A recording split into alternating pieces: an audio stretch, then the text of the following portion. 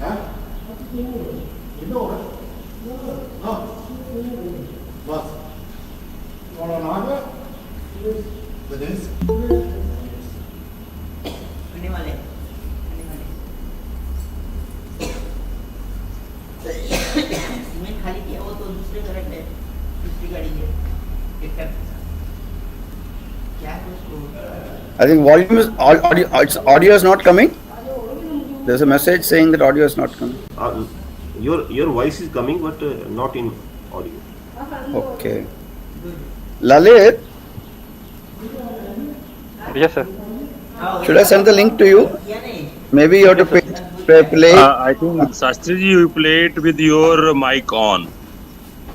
Okay, then it's coming. Yes, sir. Oh, thank you. I thought, sorry. So then I'll just do that again. One second. I'll just start from the beginning, little bit. Will be available in my author profile. Now is it audible now? Research gated. Yes. Second. Yes. Yes, sir. Oh, that is a mistake I did. Sorry. Thank you. We've got machine learning now that is taking a look and is very positive about what we're doing. It's very encouraging. You can find that as well at this link here. So Professor Hunt, he would see us deep in the high desert here.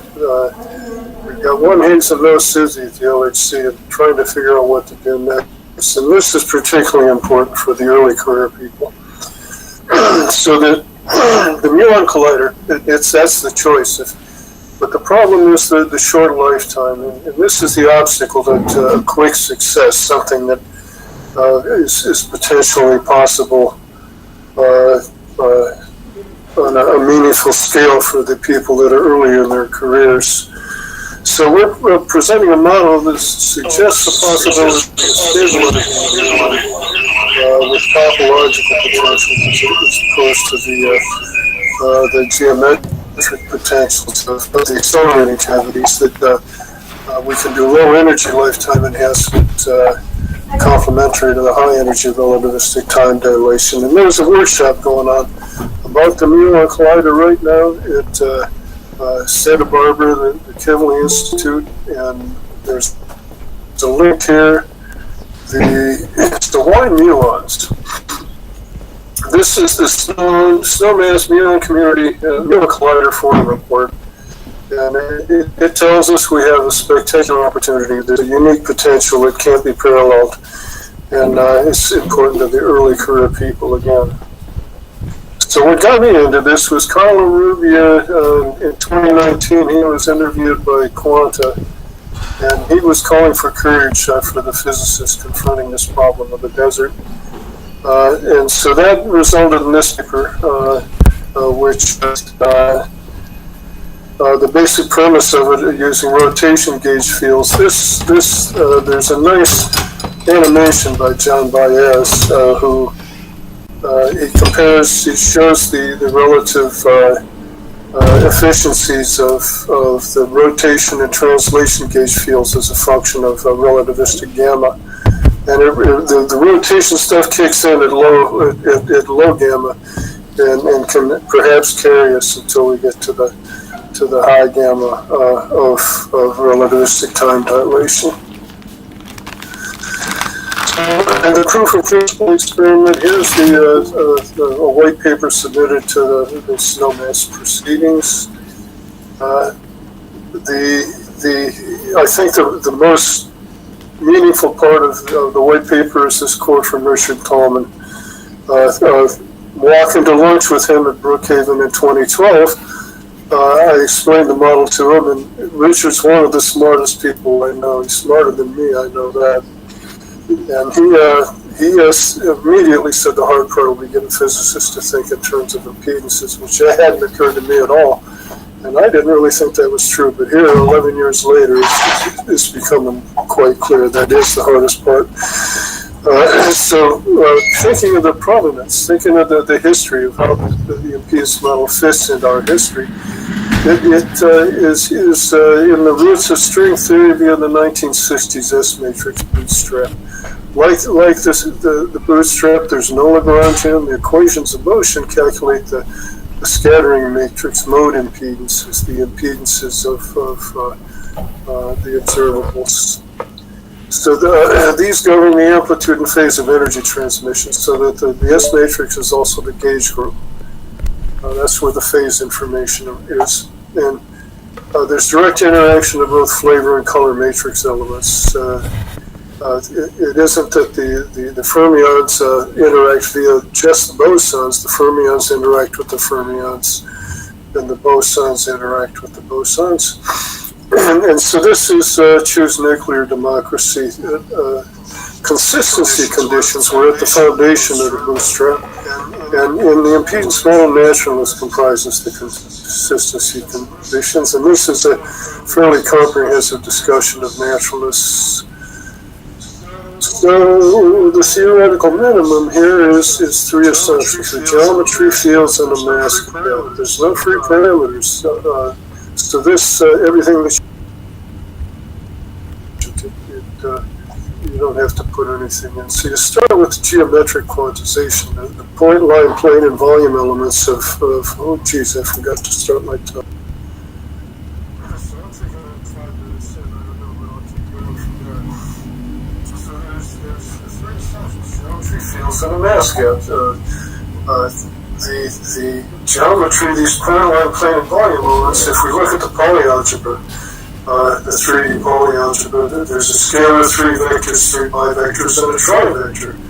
The 3's are for the 3 orientational degrees of freedom, so this is an 8 degree of freedom vacuum wave function, or a vacuum string if you want to call it that. And this vacuum wave function is the same at all scales. So to get fields, the physically manifested vacuum wave function, we introduce a Kopnin constant.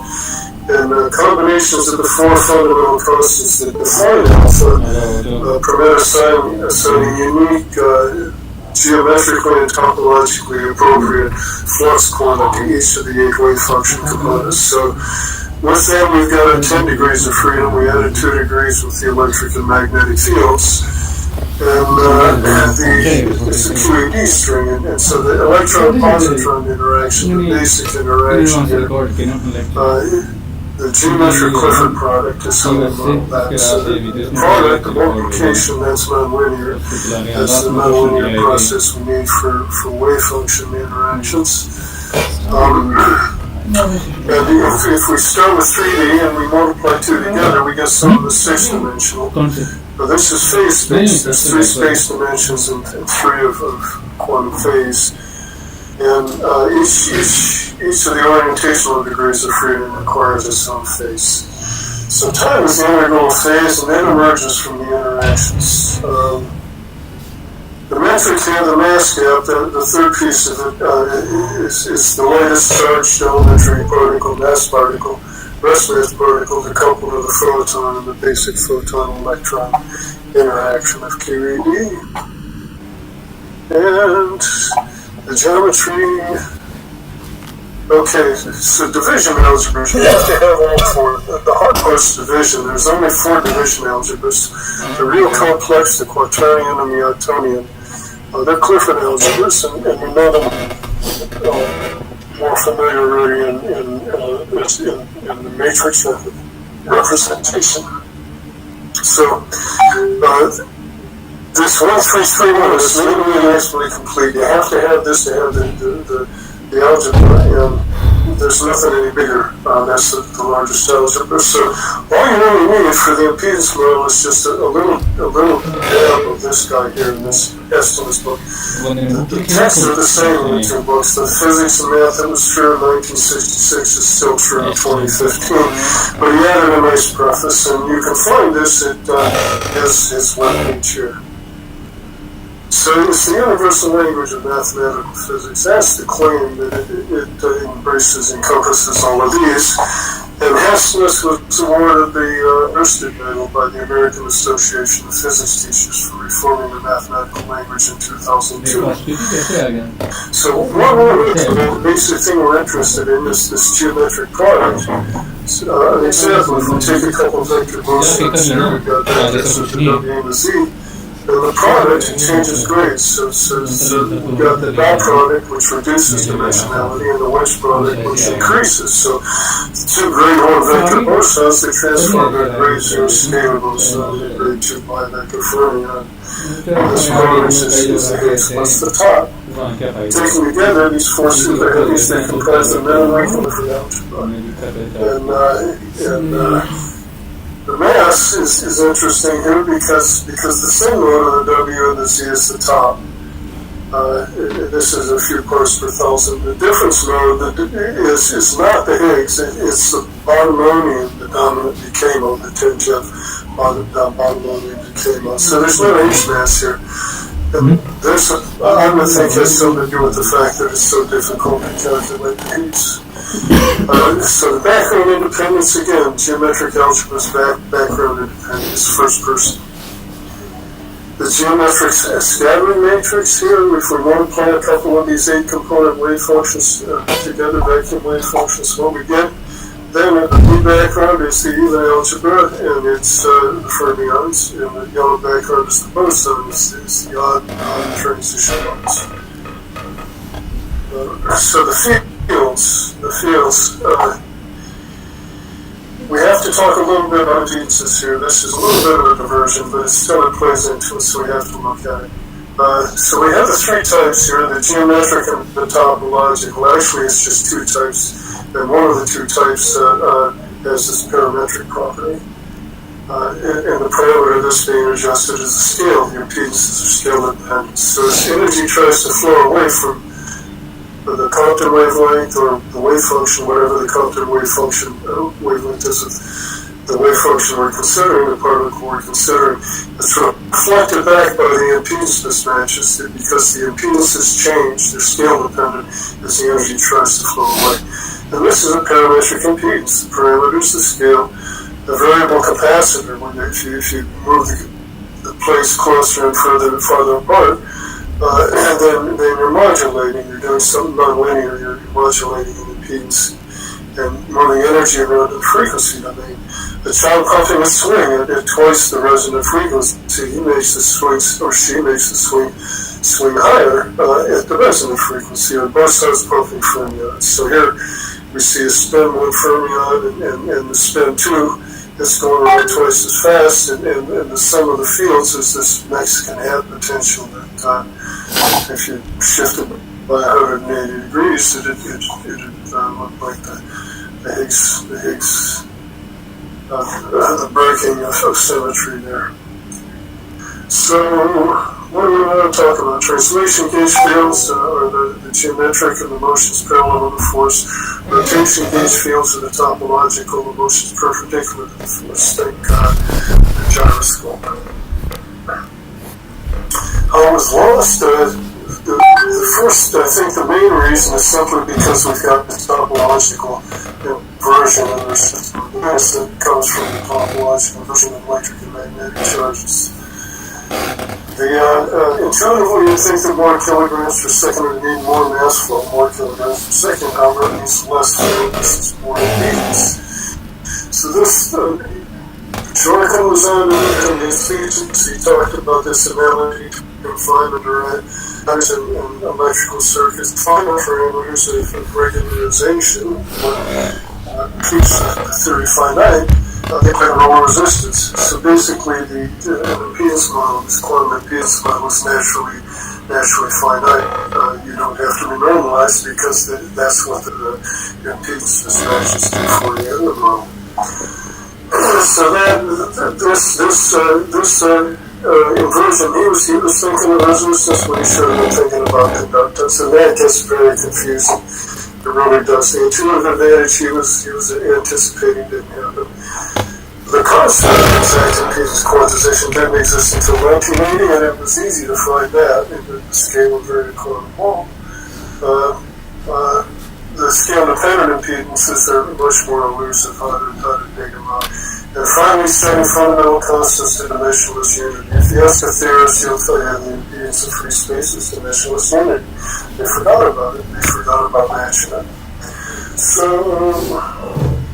I found if you look at vibratory bound, you got a couple eccentric weights that are synchronized and they're rotating in opposite directions. They pull down and they cancel each other, and then they pull up and they cancel each other. So this transforms the 2D rotation to 1D translation, like the dot product. And it's an analytic Clifford product interaction of the Dirac equation, rotating the stars right, rotating in phase space. So it provides a simple shortcut to calculating quantized electromagnetic impedances. I don't think it's very hard to do this if you do it electromagnetically, I think, but it's easy if you calculate the mechanical first and then transform the electromagnetic. This is cool because mass is quantizing quantum mechanics, so right away you're getting the quantum impedances. And the design, building, and operating those things led to this paper Marx principle that was really the foundation of the kilograms per second thing was showing up. And from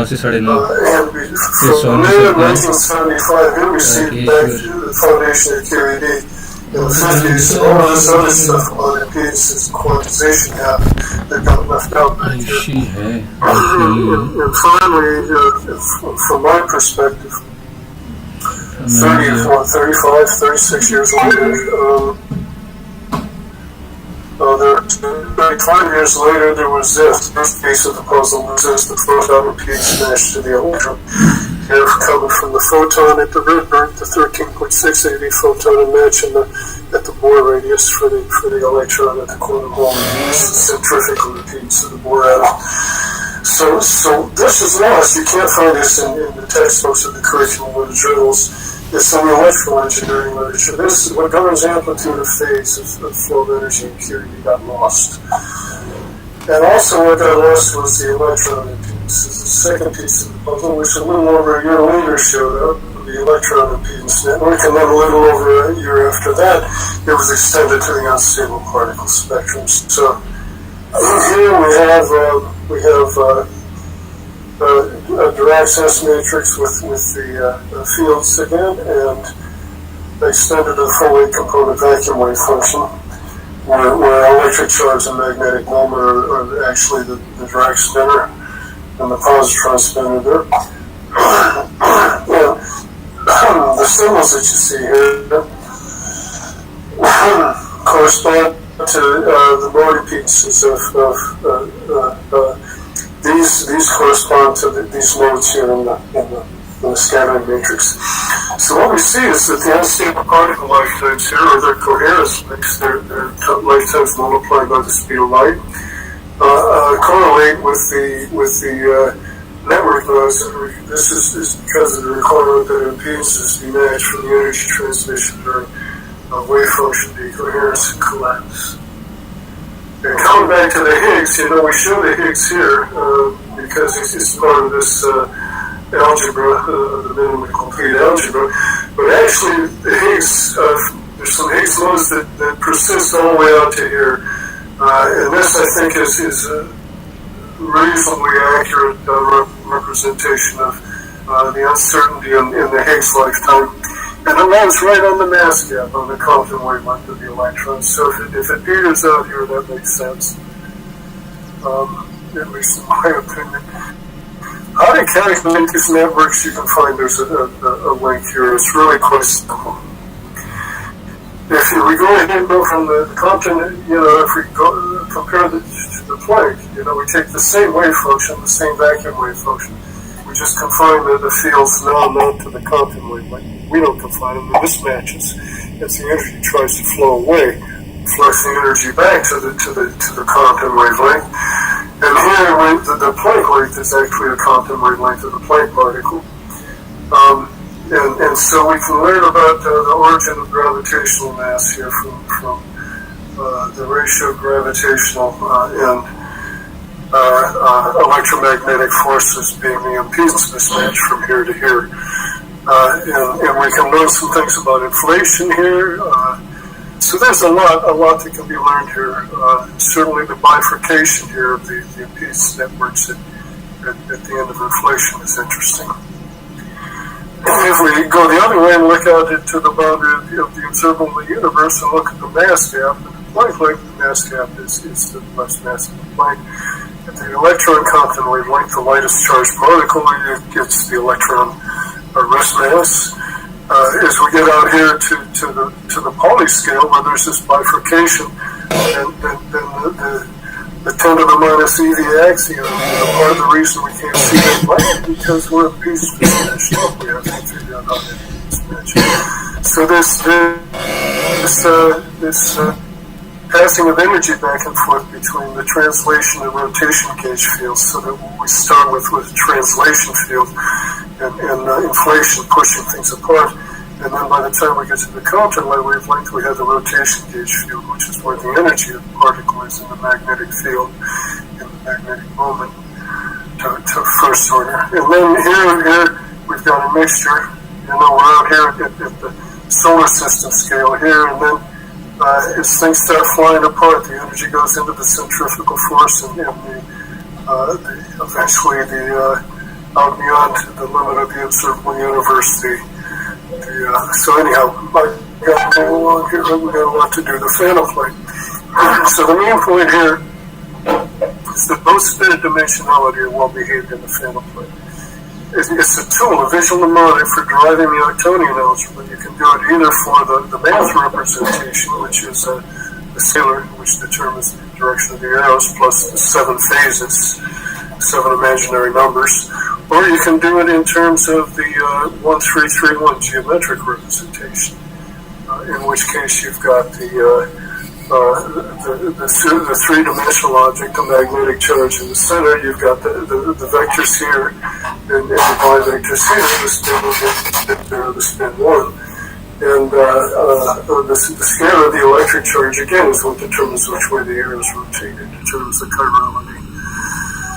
So if you take the Clifford product, what we're doing now is we're operating the Clifford product on this, and the product of a 2D and a 3D is a 1 and a 5, and the product of a 1 and a 1 is a 0 and a 2, and the product of a 5 and a 1 is a 4 and a 6. The way so what we have then is an even algebra, and that's the algebra of the spin 1/2 and spin 3/2.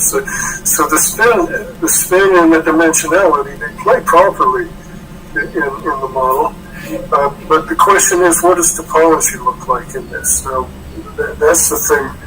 The puzzle here is we've got this other part of it where we're changing we've got this dynamic supersymmetry going on.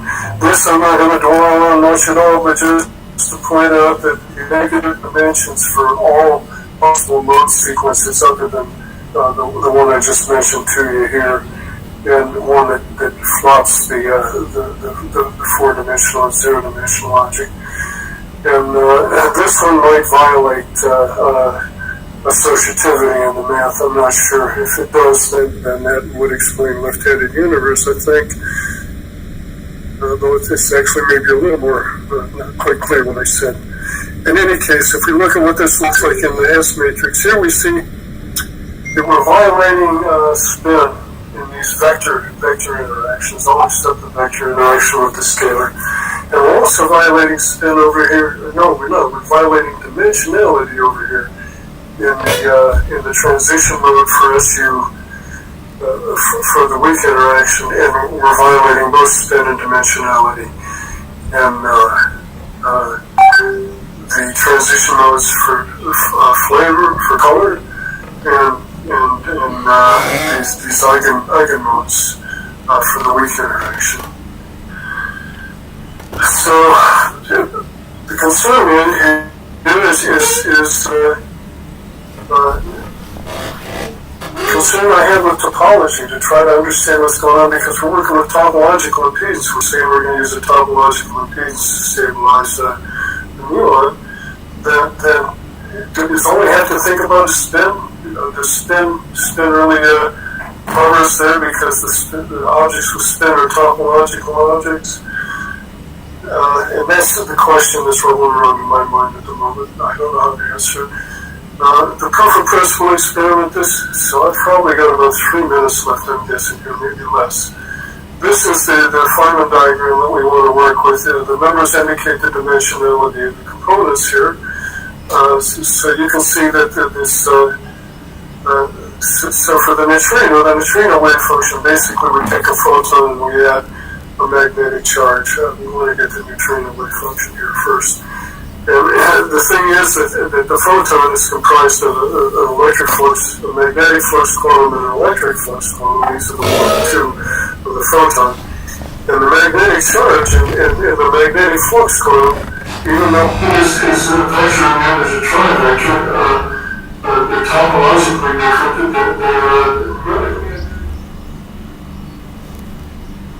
This degeneracy is topologically different. Protects the neutrino. This is not topological protection. I'd like to explain more to you about that, but we don't have time to spend. The direct electron, now we do the same thing for the neon. The direct electron is a scalar and a bivector, and we throw that again, this magnetic flux quantum. And this is a neon. These all work for the masses. The field energies turn out to get the right mass for the photon, they turn out to get the right mass for the electron, and they turn out to get the right mass for the muon. And so we're going here to calculate the mixing matrix from that. There's 3 possible matrices here. The muon exciting the vacuum muon, the neutrino exciting the anti-neutrino, the muon exciting the neutrino. This is a transition matrix. The transition modes are the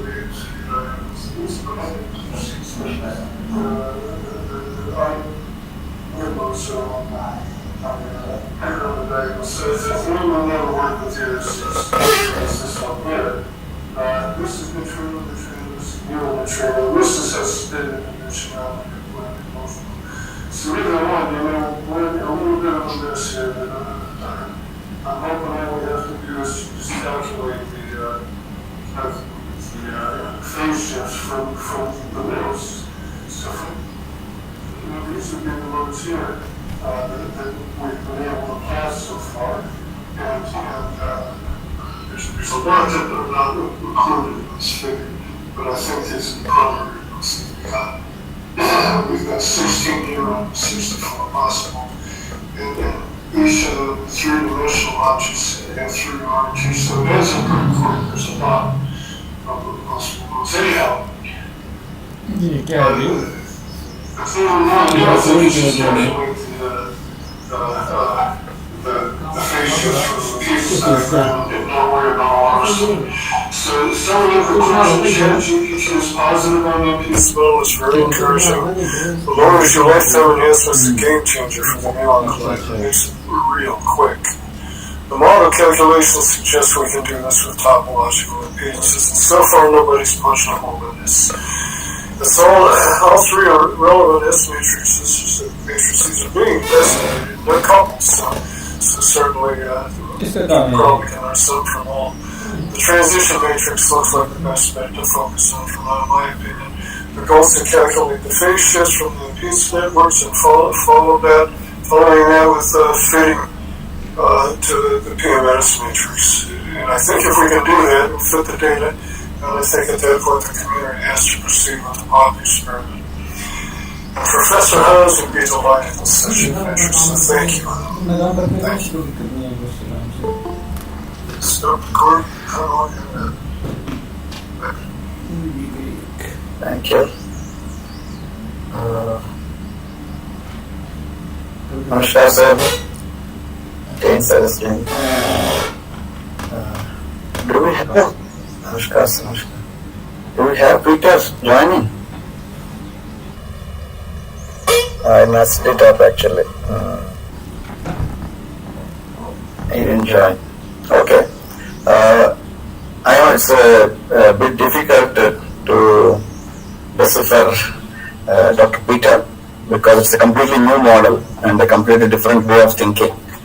But then I keep wondering, like, if we don't get new ideas and new thought processes into our system, then it's difficult for us to really make progress.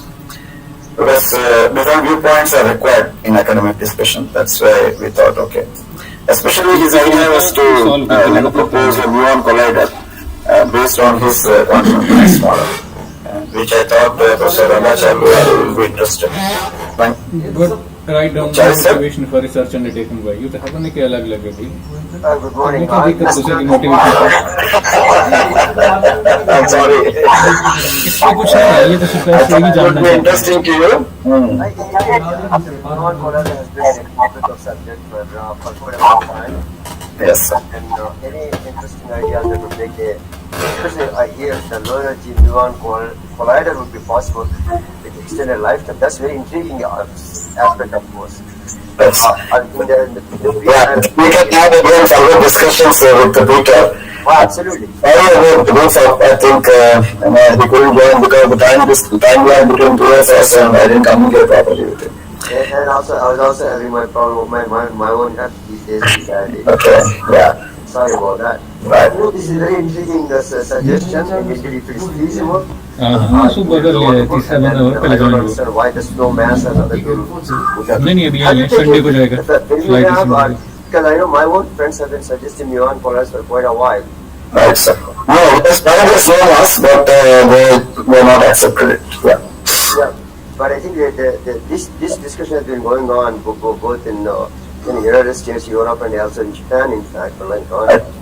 So, but I need to know a bit more details. It's very interesting, like we discussed the other day, that we understand the impedance is a basic characteristic which you can also relate to the Idea is Japan, inertial Simon. behavior. So now you can measure the impedance in fact. Exactly. You can say that That's it. even though that particular terminology may have been lost in quantum mechanics, it is indirectly present already in some sense. Yes.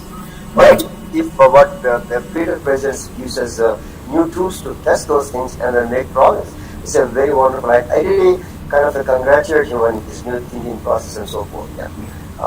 Thank you. I made a mistake in the schedule. My wife pointed out to me also, and I also didn't realize this till this morning.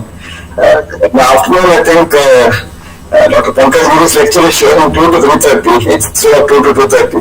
So that's why the whole session is going up to 5. James sir, it might be early your talk. You called me, what time you? Sir, I think it will be 1 hour early, sir. 1 hour, 3 o'clock? Around 3:30, sir. 3:30. Yeah, 3:30, I think so. Because I made that, in the schedule, I made Dr. Pankaj Giri's talk was from 2 to 2:30, but I made it 2 to 3:30. Somehow that mistake, and then that's why it has gone further. So, I think if it gets over 1 hour early, we should be able to, I think, finish the job. Yeah. So, maybe, of course, with some kind of a delay, maybe it will become half an hour late. I think so. Thank you, sir. So now I request Dr. Surendra Swami. He is currently Associate Professor in Brahman College, Dharamshala, a long friend of ours. And he's also the Organizing Secretary of this conference. And a backbone for all our activities in Central University and Government College, Dharamshala. He's a very good organizer and excellent teacher. He has many books to his credit. And today he is going to speak about his topic on what is the forgetting. Study of high structure and alpha Yes, yes. So I stop presenting and then I'll go to you. Sorry, sir. You will share my screen also after this. You will share your screen or should I share your screen? You will share. I have sent you the PPT. Okay.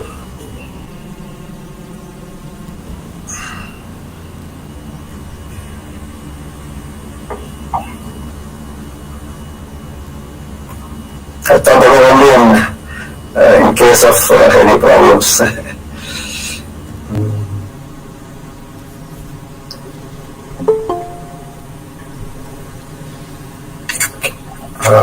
Can you see my screen? No. No sir. No. Actually stop sharing. I was thinking that you would share.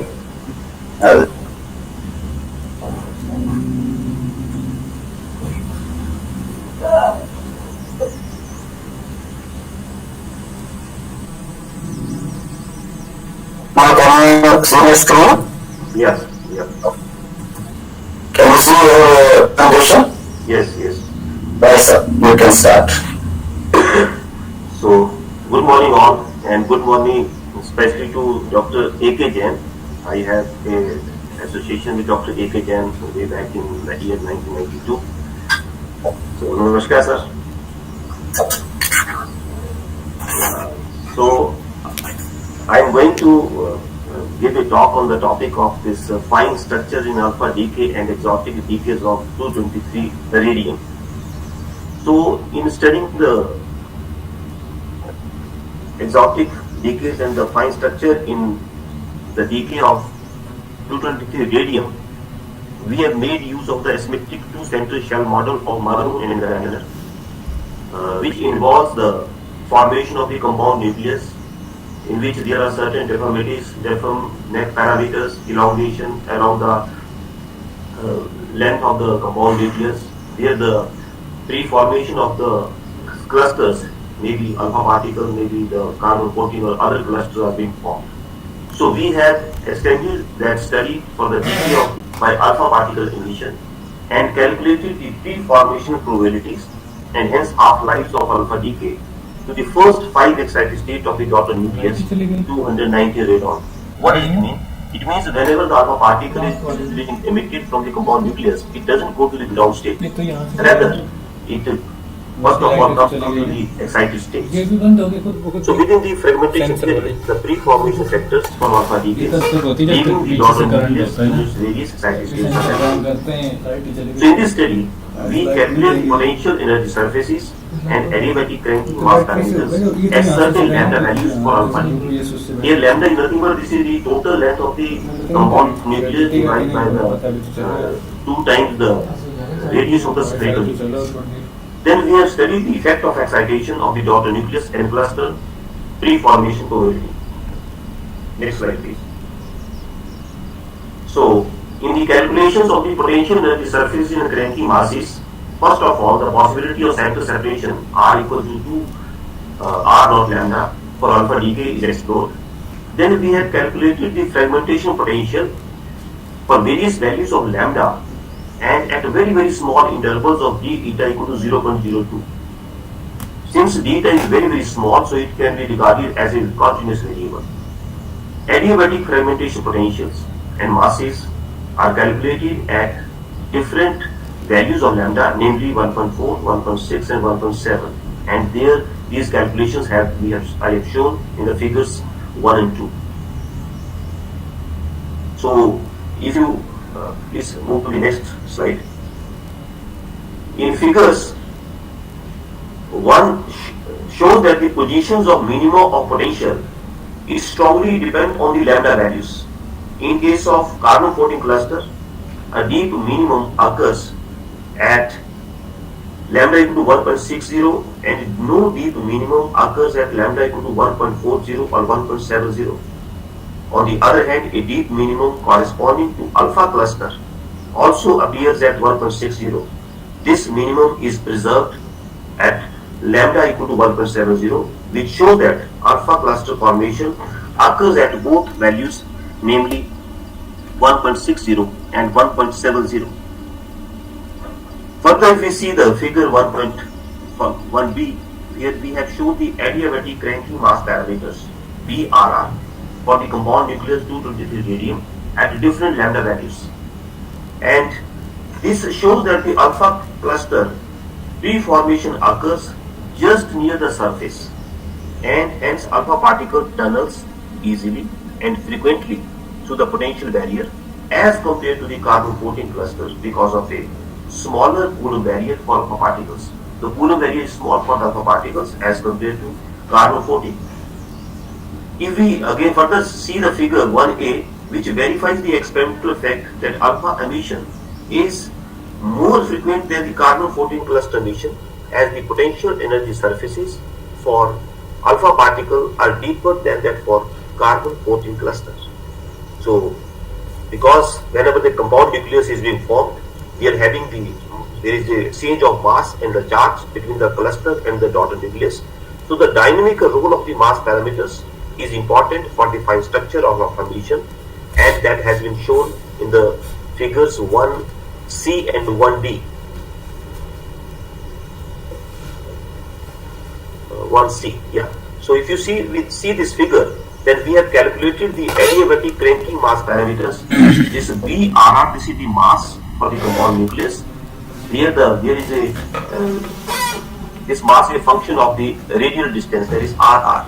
And in the figure 1B, if we see, then this mass is a function of eta, mass asymmetry parameter, eta. And eta depends upon the masses of the daughter nucleus and the mass of the cluster, and divided by the total mass of the nucleus. Next slide, please. Next slide. So the masses corresponding to alpha particle emission, these could not be evaluated from the cranking formula. So this may be due to the improper leveling of the single particle states in the asymmetric two-center shell model. So we have worked on it, and by overcoming this difficulty, by choosing a diabatic single particle basis where the quasi crossings become the real crossings. In pairing calculations, so we have obtained the mass parameters at the point for alpha particle pre-formation empirically by choosing a value close to the reduced mass of the alpha particle and the daughter nucleus. And therefore further, our figure shows that the mass parameter B eta for lambda equal to 1.40 shows smaller oscillations in the cluster region in comparison to other lambda values. So using the potentials and masses shown in figure 1, we have obtained mass distribution yields of 223 radium at all the 3 lambda values as a function of the mass of the emitted cluster, that is A2. The cluster may be alpha or the carbon 14. So we have varied this omega in asymmetric two-center shell model function from 0 to 4 to obtain the probabilities for the first 5 eigenstates. But the mass distribution yields are shown for first 3 states only, because the experimental data for the fine structure has been observed in the 3 states only. Next slide, please.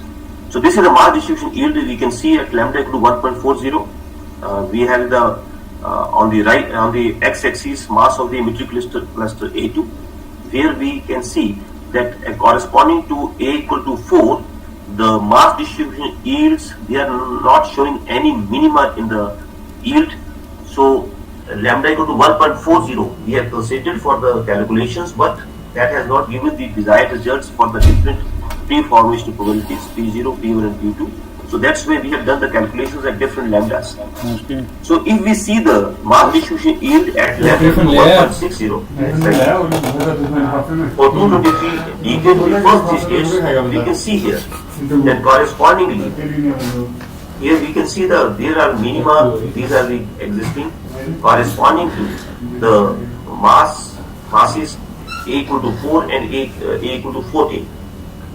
So mass distribution yield has also been obtained at lambda equal to 1.70 for 223 radian decay to the first 3 states. This is at lambda equal to 1.60. Next slide, 1.70.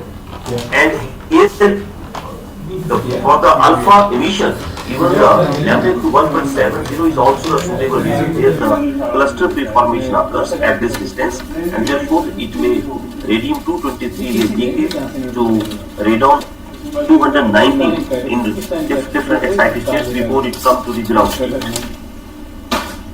So from all these figures, it is clear that the fine structure in alpha decay has been seen at lambda equal to 1.60. Our calculations reveal that the fine structure in alpha cluster to first excited state increases anomalously as compared to that of ground state. And further analysis shows that pre-formation probabilities to the first 3 states, first excited state at 0.159 MeV, second excited state at 0.269 MeV in radon are respectively 0.06%, 80% and 19.94%. So these numbers clearly show that whenever the alpha cluster is being emitted from 223 radium, its probability to come to the ground state is very, very small. but the probability to come to the first excited state is around 80%, and to that of second excited state is 19.94%. And these values are in excellent agreement with the observations made by Rosenblatt in 1929. Yes, next slide please. So, the figure 2C earlier we have shown that at lambda equal to 1.70, fission yield is enhanced to a large extent as compared to cluster yield. And in 2A, in the potential energy calculations, the shear effects are playing an important role. The shear effects in PES alone are unable to reproduce the measured yields for the cluster decay. So the conclusions of the study, the fine structure in both alpha and exotic cluster decays can be explained better by using a two-step decoupled mechanism of cluster formation, and then a tunneling to the nuclear pole potential edge. The clustering formation in our model is treated as a quantum mechanical mass and charge fragmentation process. And these potential calculations show that the cluster formation and its decay channels are fixed by the shear effects in the potential energy surfaces and are independent of the R elongation value. Mass parameters are found to play a very important role in the emission of the cluster as well as in explaining the observed fine structure effects. So thank you very much.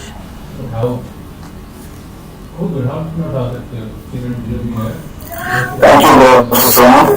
Thank you. Yeah. So, 1 second, just.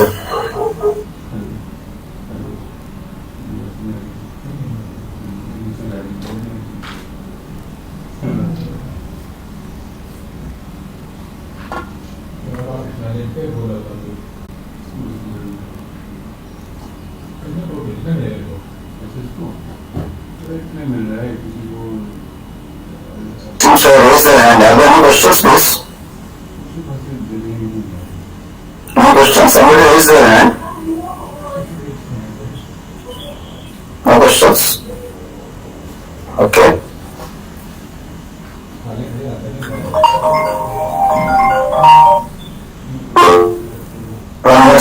Yes, sir, please. That's a very, very interesting talk. I really enjoyed this. I'm just wondering about something though, when you mentioned about the fragmentation and the clustering, which is giving the different partial probabilities of higher excited states having more power. I'm just wondering, what are the L values of the alphas involved in this? I mean, because this R dot transition which you got here, they could have SVS, BVS, DVS kind of alpha bodies coming. And naturally, higher the angular momentum, more the centrifugal value is going to decrease the transition grades, for example. But is there a factor, a simple argument that one can make and try to comprehend in terms of your conclusions also, with the distance and so forth? This is just a thought from outside. So we have tried to introduce this angular momentum in this fragmentation potential. But the angular momentum for different values we have tried to calculate, but those results we were not able to calculate. So these pre-formation probabilities have been calculated without including this angular momentum. Okay, but what I was just thinking is the following. Suppose in the fission fragmentation you populate the 220 radium which you got there, it has to decay down to the 219 system. And then alpha party has to carry that, or it has got a job. So the probability of getting so you're saying the pre-formation itself, what kind of partial layers are going to create the IC, okay. Yeah, like I said, like an outsider thinking after a long time, but pre-formation is very interesting concept, I thought. Thank you very much. Thank you. Yeah. I said both game के बारे में, ठीक है? Again. Oh. Right. Okay, thank you, Dr. Sonu and Dr. Chari, for a nice registration discussion. Now I request Dr. Rakesh Kumar ji. Sir, are you there? Yeah. Yeah, I'm here. Can you hear me? Yeah, yes, we can continue Dr. Rakesh Joshi. Okay. Good morning, everybody. This is Dr. Rakesh Kumar here. Our next speaker is Dr. Takesh Trivedi, and he has done his PhD from University of Allahabad, and he has worked a lot at IUC with the Inga array, and he was one of our best students, I must say, best contributor to the field of nuclear structure. And now, presently, he has again joined University of Allahabad as a faculty now, and I think he's going to present his recent work on the nuclear structure part. Over to you, Rakesh. Thank you. Thank you, Dr. Rakesh Kumar and Professor Sastry also for giving me opportunity to speak in this wonderful conference. So, let me share the screen first. Yeah, you have to share the screen, sir. Yeah.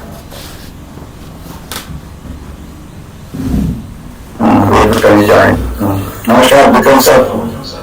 Namaskar. Yeah. Takashiji was not seen, only you can make it full screen. Yeah. Okay. I hope it is visible, right? That's perfect. Continue. Okay. So I am going to talk about the appearance of symmetric and asymmetric shapes in transitional nuclei. So actually, yesterday I was talking with my senior colleague Dr. Rakesh Kumar. My voice is clear? Yes, your voice is very clear. You can continue. Clear, go ahead. Okay. So, as per discussion, he told me that most of the students are PG students. So, I am going to start with very basics. So, we have all seen this wonderful picture by Rutherford, which basically discovered the atomic nucleus in 1911, which gives the birth of new branch of physics called nuclear physics. And so far we have almost 110 years, and still there are several questions in particularly about the nuclear structure, like what type of nuclear shape it can have, how do the shape and the structure changes, nuclear shape near the transitional region. So these are some questions related to shape, and with these shapes we have different phenomena that we need to understand in this coming time. So nuclear shape generally we can express in terms of spherical harmonic basis, and this is the like r theta phi we can express in terms of harmonics, and depending on lambda value we have different kind of shapes. Say for lambda equal to 0 we have a spherical shape, and for lambda equal to 2 we have quadruple shape, and if we introduce theta and gamma parameters, so depending on gamma value we have prolet object shapes. So for higher order we have the whole shapes also. So the question is, how do we investigate these kind of excitations? So as you see, in case of atom, we have a spherical shape because potential is generated by the point like nucleus. However, in case of nucleus, we have complex structure of proton and neutron with the complicated nuclear force. With this complication, it is quite difficult to understand the structure of nucleus. So this difficulty has been somewhere overcome when it was pointed out that excited nucleus produces electromagnetic radiation. So by studying these electromagnetic radiations, we can prove the structure of nucleus. So to study the structure of particular nucleus, what we need basically choose proper beam and target combinations along with the proper nuclear reactions. Fortunately, we have heavy ion accelerators which can deliver beam up to desired energy. So if we choose energy in a such way that it is greater than the Coulomb barrier, then this projectile gets fused with the target nucleus and compound nucleus is formed. So this compound nucleus basically rotates with very high rotation frequency and have very high excitation energy, which gets pulled down by emitting charged particles and neutrons. And still its energy remains and it rotates with rotation frequency around 10 to power minus 10 power 8. So that further gets pulled down by emitting the gamma radiation. So just by knowing this gamma radiation, we can understand the structure of the nucleus.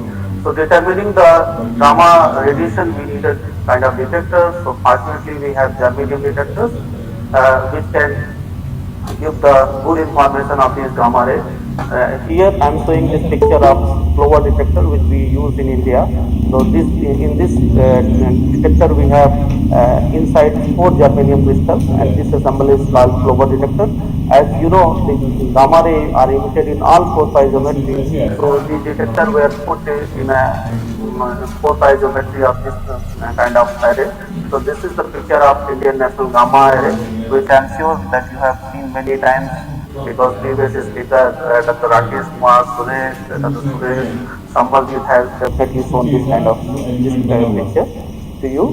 So here main thing is that in this array we have basically detectors are placed at different angles. So say for 90 degree and extreme forward and backward angles, which make this array to determine many interesting phenomena like polarization of gamma rays, lifetime measurement of excited rays, etc. So of course this array is basically efforts of all the national labs like IUAC, TFR, PARC, SIMP, VCC, UGCD, CSR, so that we can understand such good physics cases in our country. So this is the scenario for the Indian National Gamma Arrays in country. We have 3 different arrays in the country, and if you look at the plot, almost all area has been studied for different exciting phenomena like fine termination, safe coexistence, safe evolution, octopole correlation, etc. in different mass regions. However, in this talk, I am going to concentrate our discussion on this particular 70 mass region.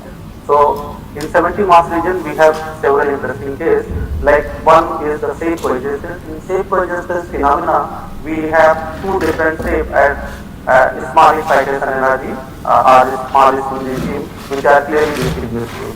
In particular, in 70 region, the structure of the nuclei is dominated by B9 half orbital and competing cell gap in the Nielsen diagram, which makes this region very special to exhibit the safe coexistence kind of phenomena. So here this plot is basically molar index, which shows the various region of safe coexistence in the nuclear chart. As discussed, we will focus in 70 mass region. So if you look at the literature in 70 mass regions, so various cases of safe coexistence has been observed, like 74, 76 Krypton, where the excited 0+ band has been observed, which has very distinct shape from the down state band, and that is basically one of the fingerprint of the safe coexistence in even nuclei. Another signature of the safe coexistence are like the mixing of shapes in low lying bands supported by the presence of interlinking tube and zero transitions and spectroscopic quadrupole moment measurement, etc. So if you plot the potential energy surface, you can see 2 distinct minima corresponding to different deformations showing this structure. Another interesting case is the observation of the octopole correlation, which is basically very peculiar and very special phenomena which has been observed due to unique combination of intruder orbital and normal planetary orbital, such that it leads the angular momentum difference of 3h near the Fermi surface. So octopole correlation we can understand in terms of this particular presentation, where nuclear potential energy is plotted as a function of octopole deformation. So this green curve shows basically the case of octopole vibration, where right side if nucleus has a visible octopole deformation, then we can have infinite barrier between reflection energetic structure and its mirror image. So that एक speaker रखना सिर दर्द लेने से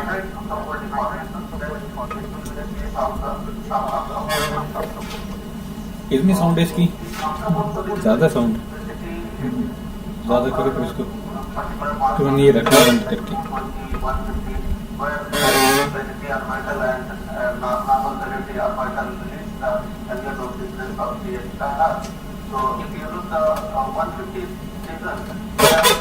available like 13.5 and F7.5 armature, which makes this region vulnerable for someone correlation. So important thing here in this region we have middle in the transition सिर दर्द हो जाएगी and negative paradigm. ठीक है, 2 बंदों के लिए साउंड इतनी It is support correlation along with the factor 0 plus point with negative paradigm. So this kind of structure has been observed in one city Somalia, one city Old and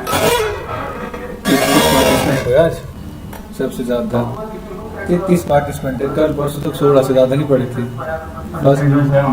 अभी है वो सारी किशोरी साहू, एक प्रतिभा साहू और उनकी प्रेजेंटेशन है ना, वो इसके बाद होगी ना, तब सब आ रहे हैं, मैं देखता हूँ। हाँ बस यही है।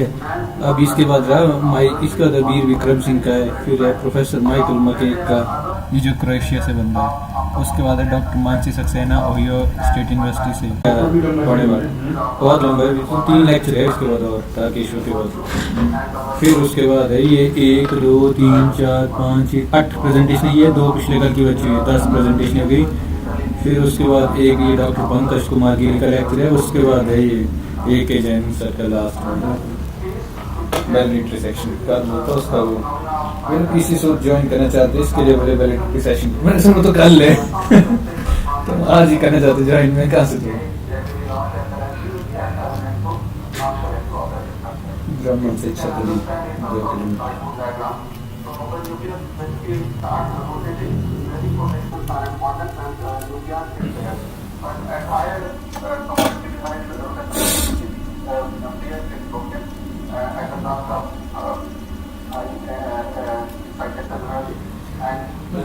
यूट्यूब में हमारी बात इतनी जा रही है, ठीक मैंने इसका माइक्रोफोन ऑन रखा है ना यूट्यूब में, लाइव चला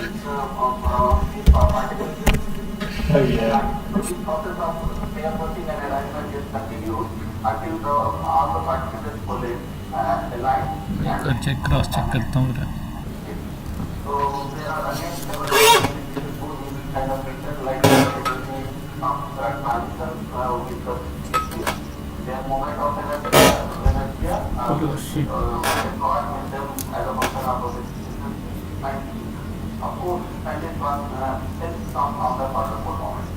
So this is a classic example of spider running 109 centimeters UK.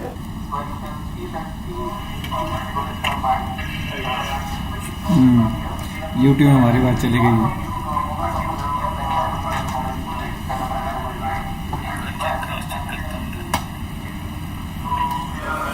तो पिछला होता ना लाइव में वही दिखा रहा है कि मैं जो बोल रहा हूँ यहाँ सुनाई दे रहा था, सब कुछ इसमें है। मैं कोई देख नहीं रहा है ना, मैं इसको रिमूव कर दूंगा वहाँ से कि बस मैं सिस्टम रिकॉर्ड लाइव में ना चला। अभी मैं इसको देखता हूँ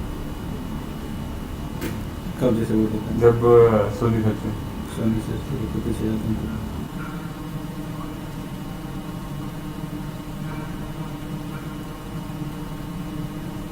लाइव क्यों नहीं चलता है? चलना तो चाहिए इसको, टाइम लगा थोड़ा। इसमें तो सारा है होगा। और देखो ये तो उसका लेक्चर ना, अब सोनी सर का आएगा ना, ये तो पीटर कैमरॉन का था, तो हम 2 ही थे। इसमें नहीं आया क्योंकि मैंने ऑन नहीं किया था। अब सोनी सर का लेक्चर है।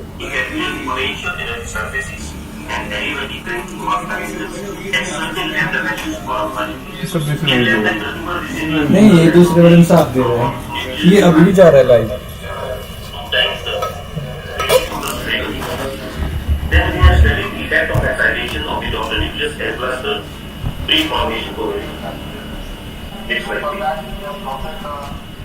So, in the calculation of the potential, the surface and cracking masses, first of बहुत अच्छी प्रेजेंटेशन है।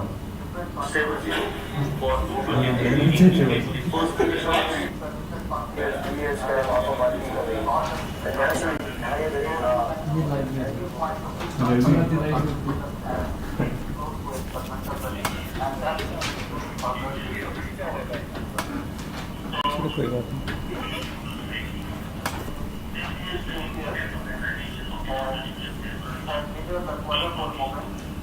the better inside of the ये देखो least square fitting using line से प्रोग्राम, ये कौन सा प्रोग्राम होता है? एलएस एफ कर सकते हैं line shape programme.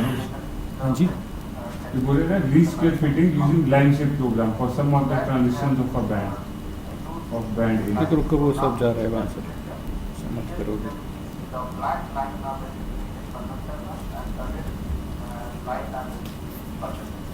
So from these physics, we have lifetime in the talking for techniques.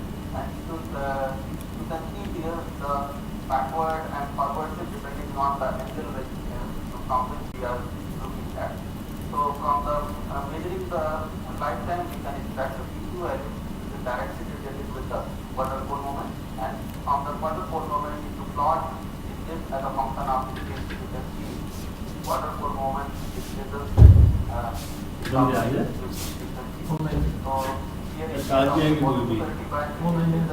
अच्छा कौन बिल्हा सारा मैं सोचा कि क्या आ जाए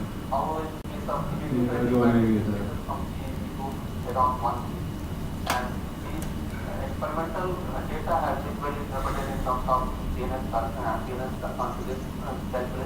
So, computation in previous slide. So, therefore, high state, this is the of course the 6-4 computation is used on data well. However, for low speed state, other two computation are used. So, similarly, negative bands also for the pole moment have been placed in the calculation. So, as I told in case of 78 domain, after pole correlation data observed, we have also बंधन देखी नहीं, case of 78 domain where sir phase shift का plot देखो spin के साथ।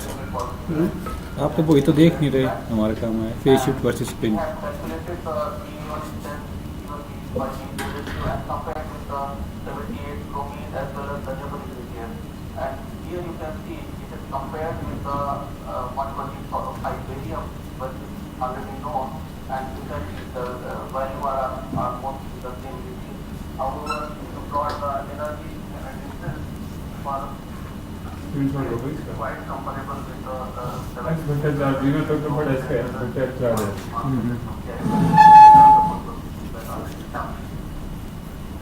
So further, we have performed the total Lorentz surface calculation to fix the phenomena. Here you can see at low speed or low frequency, we have solid object full distance. However, at high frequency, the object disappear. So we have plotted single point minerals and to get better insight, we have plotted single point minerals with fixed fractal deformation. We will be finding the fractal deformation and this deformation which we have taken from the direct calculation. And you can see there are two different defined groups that will the whole dominant. However, at high किसी भी बैठो ना आपने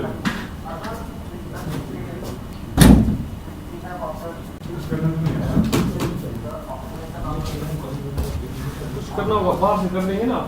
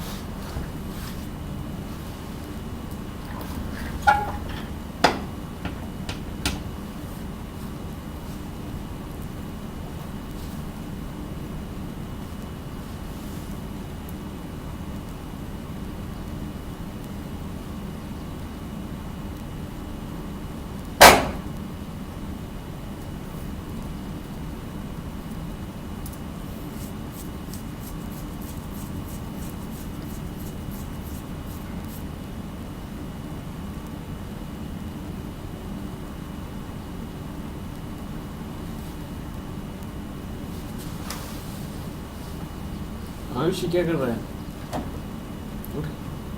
उठ गया? उठा ही नहीं। मैं बोला वो चावल डाल मेरे साथ ना।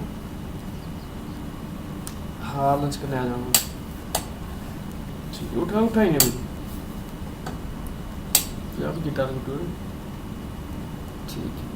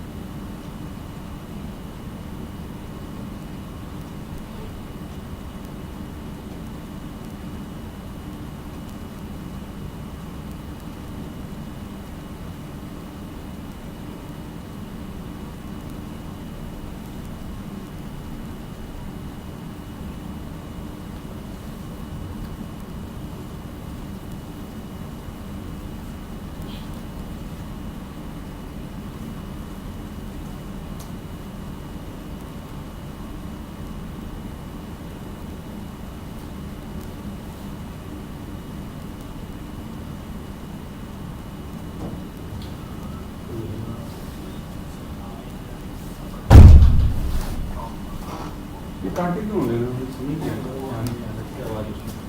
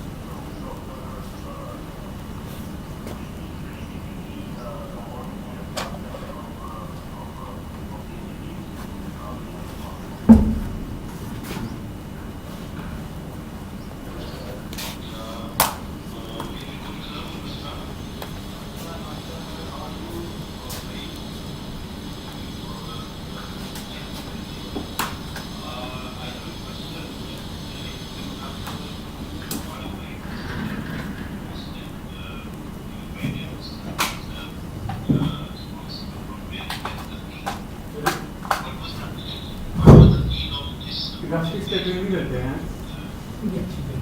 इसे मतलब कंपाउंडिंग टेस्ट के बाद की बातें करते हैं, उसके बनने के बाद क्या है।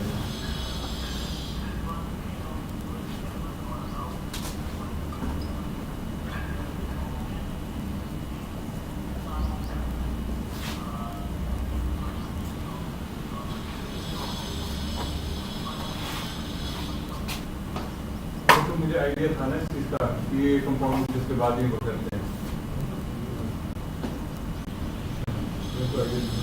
मुझे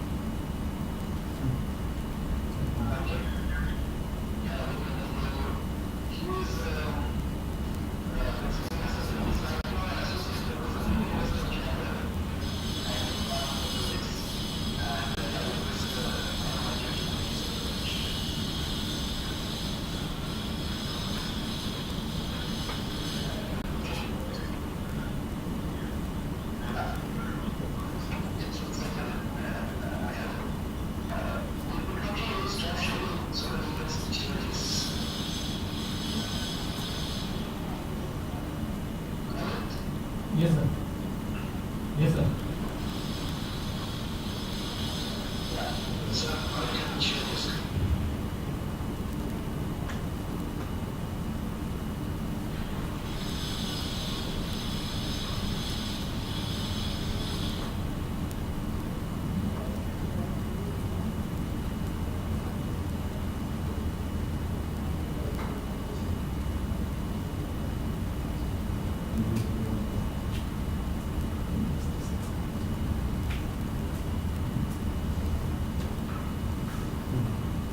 Topic bring back good memories of sexual discussion, but I'm quite rusty on it.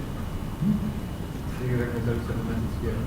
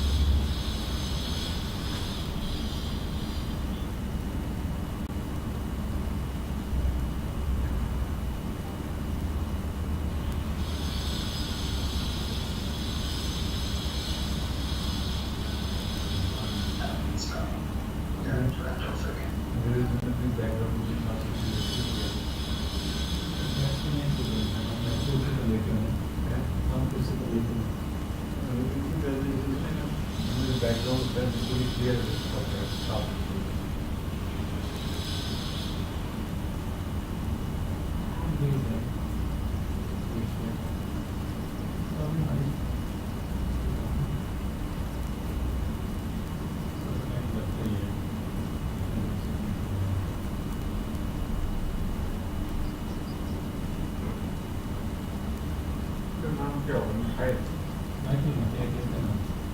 Michael, you got the book.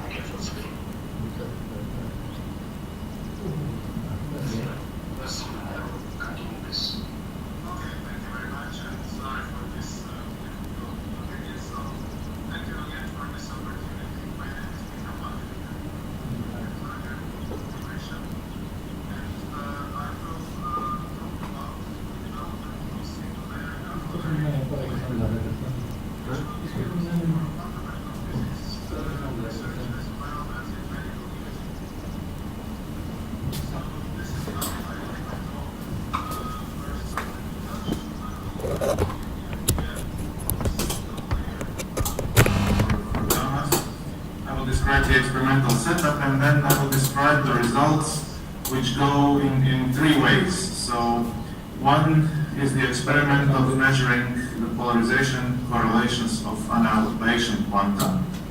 The other is test of coherence of annihilation quanta, and the third one is the measurement of gamma ray polarization in orthopositronium decay.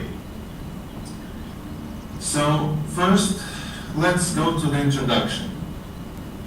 So we know from the quantum mechanics that gamma quanta from parapositronium annihilation, so which is formed after electron and positron form a bound state, the gamma quanta which decay from parapositronium, they go back to back they have the exact energy of 511 keV, and they are entangled and polarized in orthogonal directions.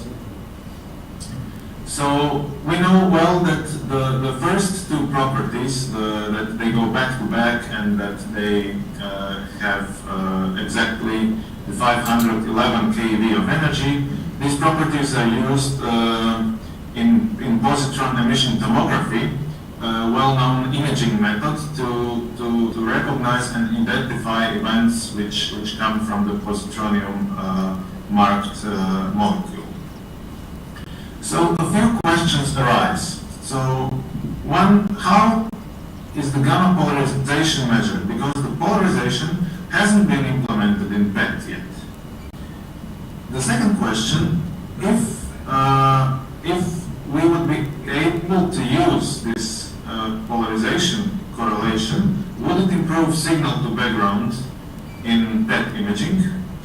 And the third question is how to do it cost effectively. So first, how do we measure the gamma ray polarization?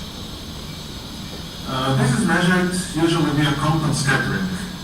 The well-known Klein-Nishina cross-section gives the dependence of the cross-section on the theta scattering angle, so the Compton scattering angle, but also on the azimuthal scattering angle, which is the one defined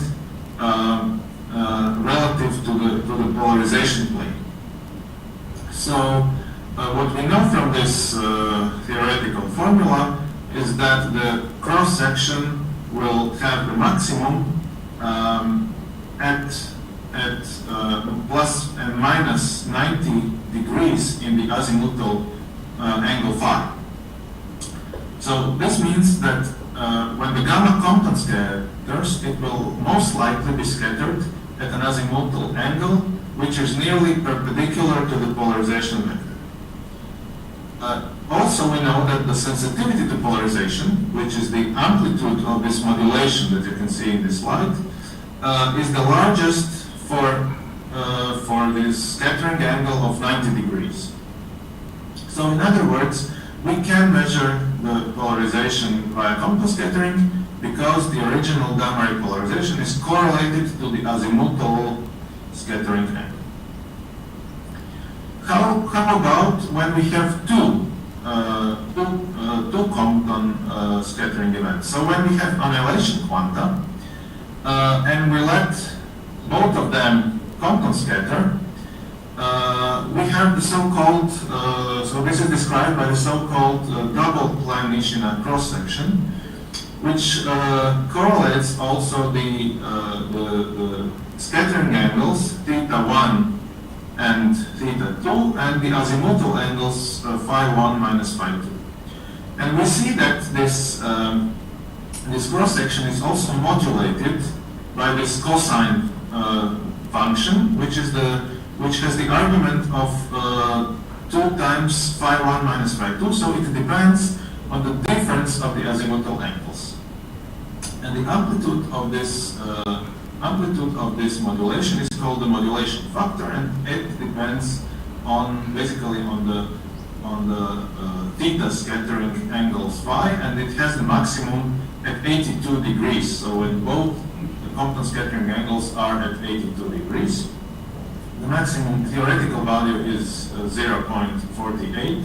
However, in the experiment, this is slightly reduced due to finite acceptance of the detectors. So how can this be used in positron emission tomography? So let me remind you that a standard method of positron emission tomography to identify events which come from the positronium decay within a patient, for example, so this method is based on identifying two back-to-back coincident gamma rays with exactly 511 keV of energy. So when multiple such events are identified, one can reconstruct the so-called lines of response and then use the image reconstruction methods to image the tissues and the organs which have high concentration of positron activity. However, in real life, there will be a lot of scatter events where these annihilation gammas compound scatter before reaching the detectors, as well as random and multiple coincidences. So all these scatter and multiple coincidences, they pose background to the real events, and they blur and they shadow the image, and they reduce the contrast, which is of course desirable in diagnosing the patients. So the idea to use the polarization correlations is to use them as an additional handle, which is independent of those that are already used, so the energy and the coincidence, to identify signal and distinguish them from the background events, because then they will have different properties. So these events will have different properties as compared to the background events. Because the polarization correlations, of course, are only expected for the signal pairs, and one may be able to discriminate the true coincidences at high rates, especially at high rates, where we have multiple random false positive coincidences. There have been done simulation studies based on GN4 that really suggest that positron emission tomography may benefit from using the polarization correlations. However, this hasn't been implemented experimentally yet. How to implement this measurement of gamma ray polarization in PET? So one has to bear in mind that modern PET detectors, they are highly segmented and they have large coverage. So this means they have tens of thousands of channels. On the other hand, in order to measure the polarization of gamma ray by compound scattering, usually one needs two sensitive layers, one to measure the recoil electron and the second for measuring the scattered gamma phone.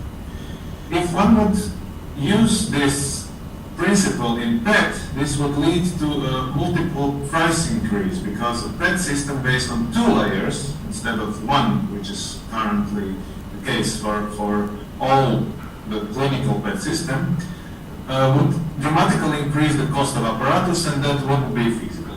So the motivation for our work was to investigate the feasibility of measuring the polarization using only single-layer detectors. So what is the single-layer polarimeter? This is basically a matrix of segmented scintillators, which is read out by silicon photomultiplier, which also uses the Compton scattering to measure the gamma ray polarization. So, to prove this concept, we first used two very simple small modules. So 2 scintillator matrices with only 4 by 4 scintillator pixels, with approximately of 3 times 3 times 20 millimeters. And we placed a sodium source in between them. So this is from the GEANT simulation, and the bottom plot is from the lab. And we triggered on coincident events between the models. And indeed, we could reconstruct this modulated amplitude of this distribution of this azimuthal angle difference, so the relative difference of the azimuthal scattering angles of the gamma in the first and the second detector, which is modulated with maxima at -90 and +90 degrees, which is actually predicted by the theory, because of course this reflects this initial orthogonality of the polarizations of the 2 gammas after the positronium annihilates. So the next step was to try to optimize this detector system in order to improve the sensitivity, meaning to try to increase this amplitude of the modulation and to implement it in PET. And this is actually the topic of our research project, which is called the SILDAP project.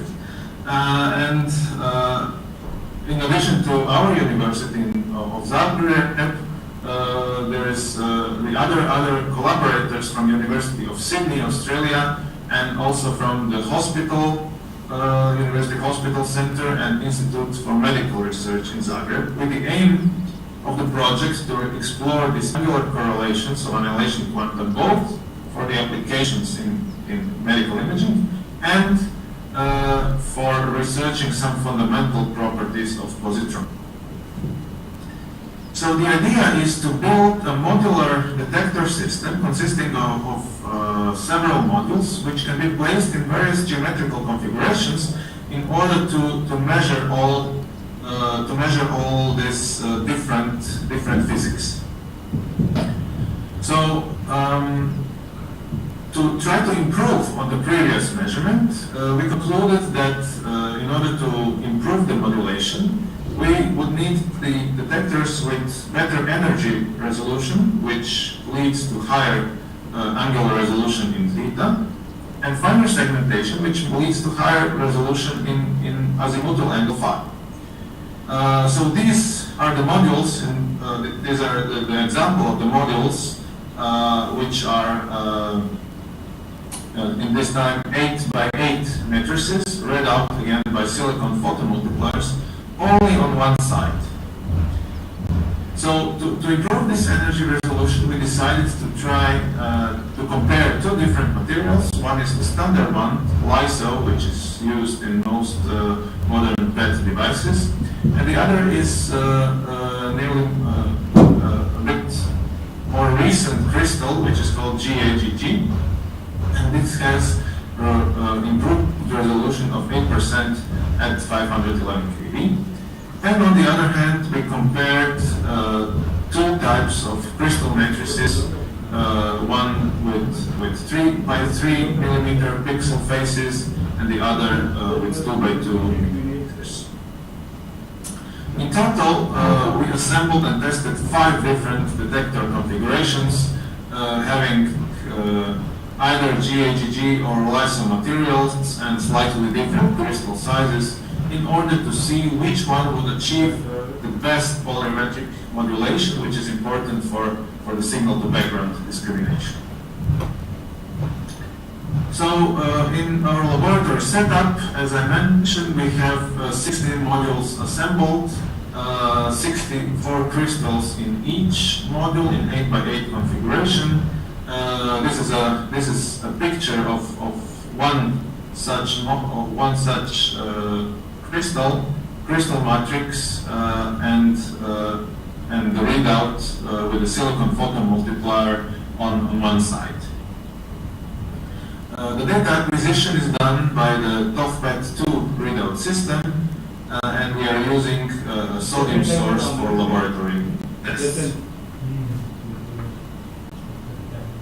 So this is the image of our initial test setup. It shows this TOFPET2 central unit, which can read out up to 1024 detector channels.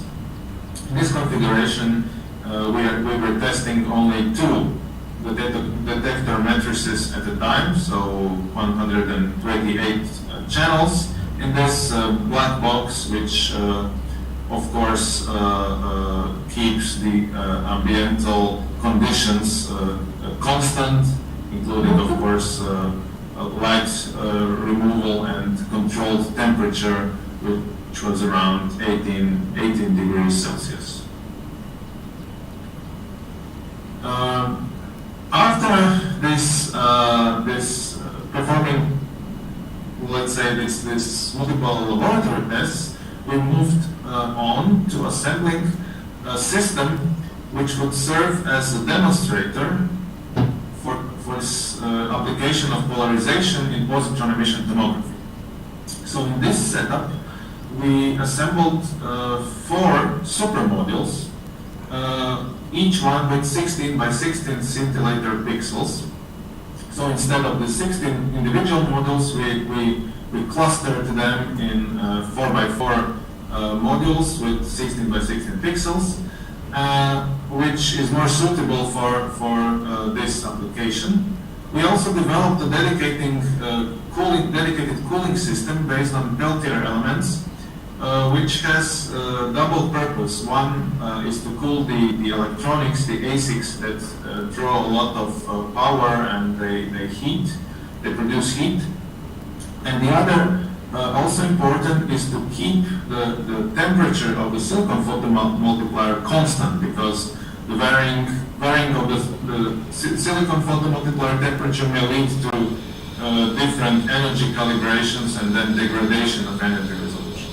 And then, as you can see on this plot, the temperature profile within 1 hour is really pretty much constant, which we're very happy to find out. These modules are then mounted on annular structure on a ring, which has this precise thickening system, and it has stepper motor for rotation around the scanner axis. And there is like a small couch board which can be slided in order to put the source within the field of view of the detector. And a picture that came yesterday evening. Actually, this is the latest picture from the University Hospital Center Zagreb, where the detector is now situated.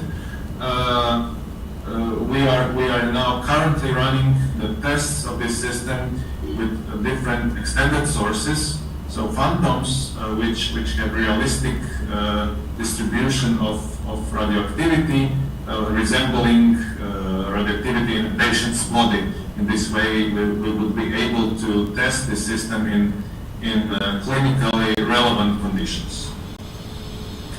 So let me now show you our overview of our results and activities.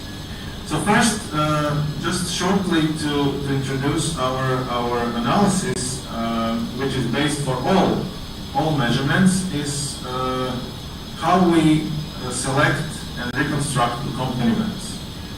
So remember, we have segmented scintillators, and to reconstruct and select the compton events, we require that first both gammas from annihilation undergo compton scattering. So we require a coincidence of the two back-to-back gammas, and then for each gamma, which scatters in its own module, we require that exactly 2 pixels are fired, because we assume one corresponds to the recoil electron and the other will corresponds to the scattered compton scattered gamma.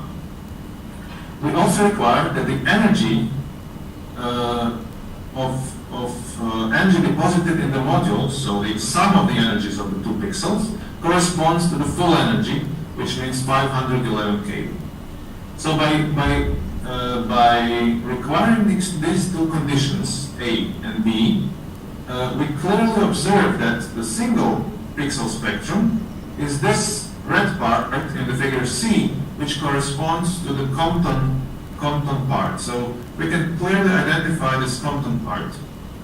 And even more, when we plot the energy of the first versus the second pixel in one single matrix, we can clearly see this enhanced correlation in this colored region, which corresponds to compton kinematics. So by selecting those events, we have a pretty clean sample of compton events in this model. Then we need to reconstruct the compton scattering angles. So the compton angle theta is basically reconstructed from the energy measurement. So we do not have a 3D position sensitive detector. It doesn't have the depth of interaction information. However, we can reconstruct the Compton angle just using the kinematical relation as shown here. And this is a typical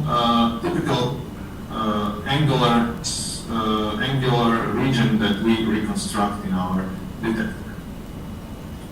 The azimuthal scattering angle phi is basically reconstructed only from the geometry of the scattered pixels, from their distance, relative distance of the scattered pixels, so in x and y direction, and after applying a certain acceptance correction, we reconstruct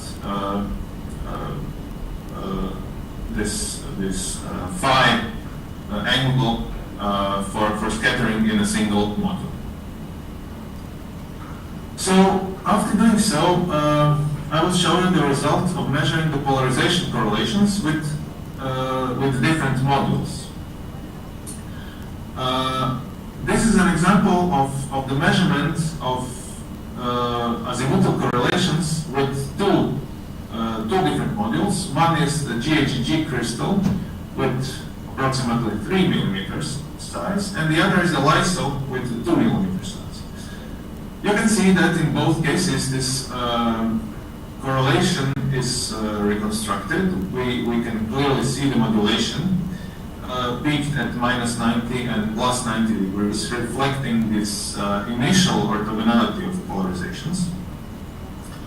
And the modulation amplitude is determined by this red line, which is fit of this function corresponding to the shape, to the functional shape of the double Klein-Mishina cross section.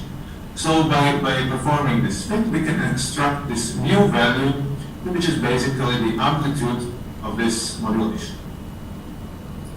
Comparing this, for example, in one type of module, in LISO, we can clearly see that this amplitude modulation, which is plotted in this graph, grows when the phi angle phi angle resolution is better. So how do we define this phi resolution? By selecting different types of events. So by selecting events which have different distances of fired pixel, we can distinguish, or we can select subsets of events which have different phi resolution. So we can clearly see that for more precisely defined phi angles, this modulation is better, and and this is very promising then for selecting such events in positron emission tomography in order to distinguish the signal in the background. So this is comparison for one single type of detector with the angle. If we compare a different type of detector modules, we see the results summarized here, and it confirms the finding that the most important factor for improving and for increasing this modulation amplitude mu is the size of the pixel, because all three cases where the pixel sizes are about 2 millimeters, so this one and the LISO with 2 millimeters, have slightly higher modulation amplitude than the crystals where the pixel sizes are around 3 millimeters. Now I will talk about another experiment that we had been performing, and it concerns an interesting question that came up recently. So the top figure shows experimental configuration, which was published by Watts et al. in Nature Communications, where they had a positron source annihilating, forming positronium and annihilating, and where they let one of the gammas from annihilation scatter before reaching the detector. So for such configuration, they measured whether this modulation shape remains, or is this, or does some kind of decoherence happens, which will reduce or suppress this modulation. So what they found out is shown on the right side, is that when they have back-to-back scatter, so without this intermediate scatter, of course they measure the modulation shown in red symbols in the similar way that I show you for our results. However, when they have the scatter data, this modulation is almost gone, except for this one point. But basically, these black lines are consistent with the constant.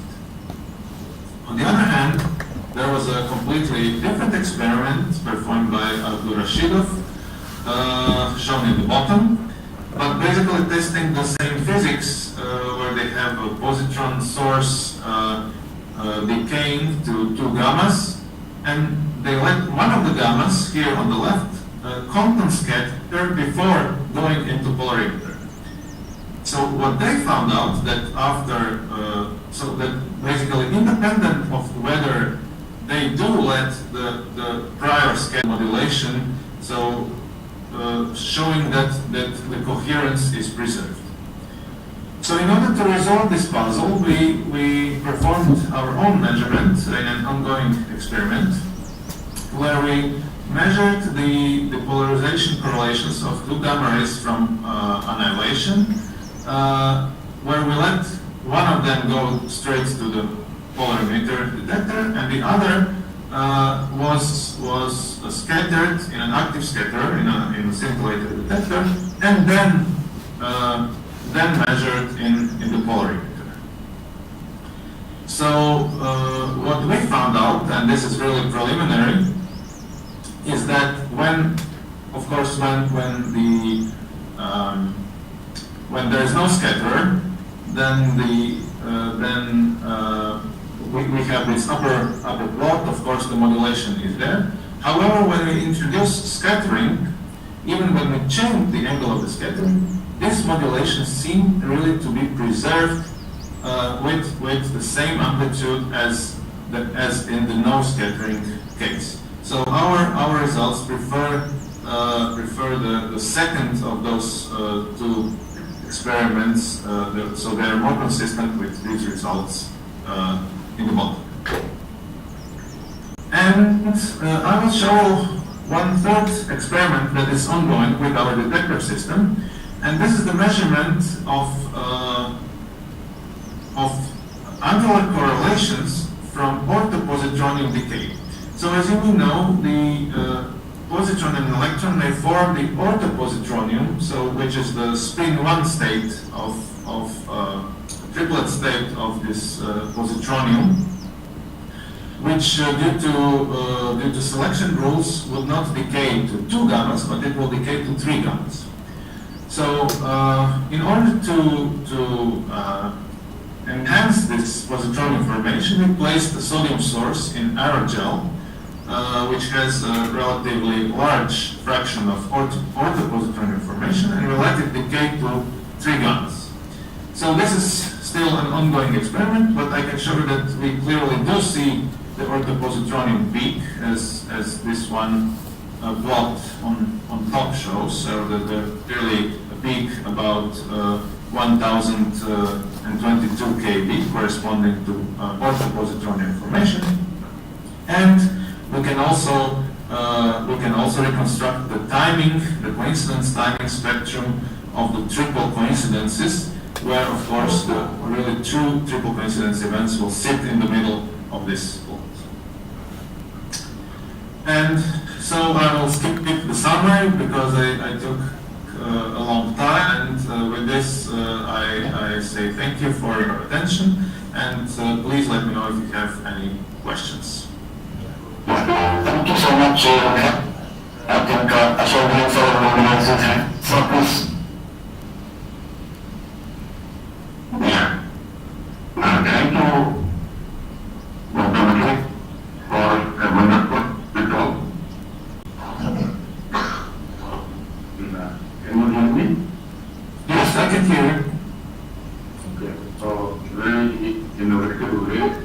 within the entangled photon.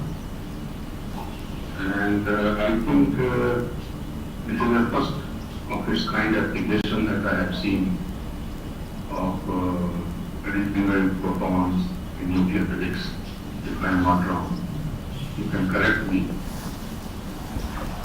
Can you show me the slide number 25, please? Yes.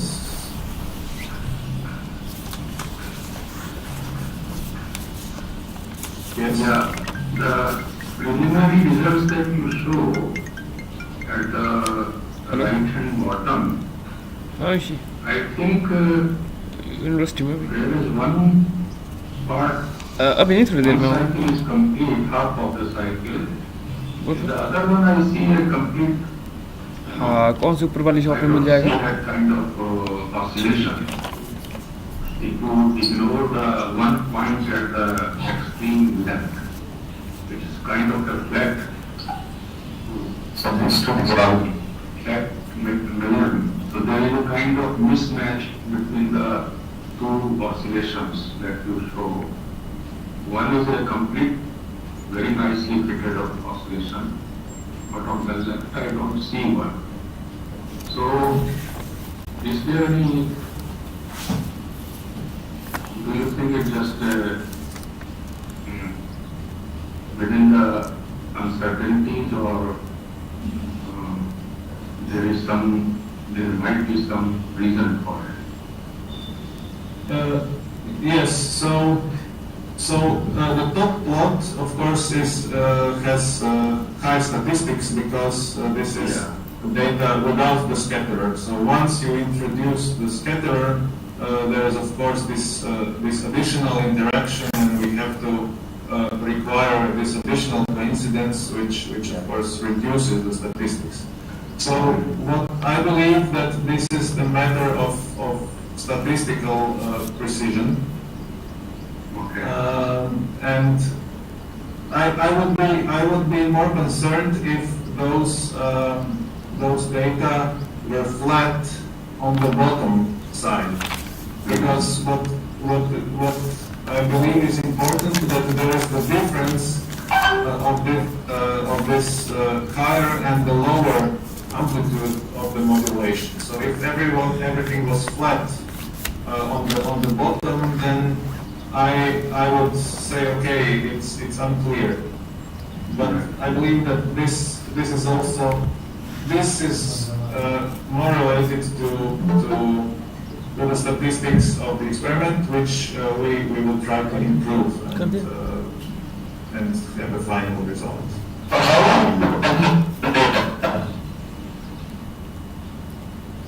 I'm sorry, repeat.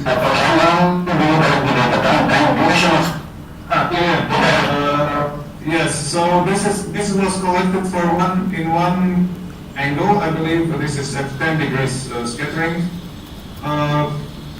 I don't know exactly, but let's say it was 150 hours of data taking. Just pure data taking. That's a much time, right? Yes. Yeah, but scattering is happening, so the number of counts are very less. Yes, of course it depends also on the activity of Yeah, but scattering is much shorter. Okay, I think the much almost all that's the same thing, so submit. Yes. Absolutely, very much in fact. I also think you guys did a very good job of sending your projects or funding agencies.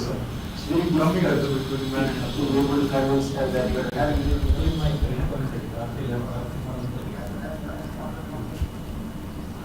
कितनी रखूं? Quindi se la nostra giustizia è data e poi dispone per le classi sono noi.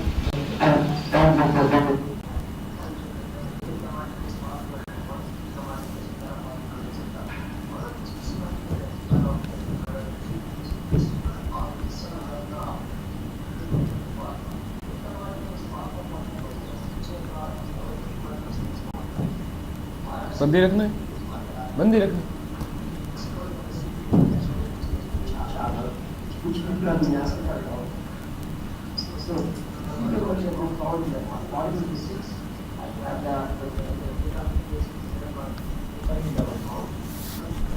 Yellow वाली ना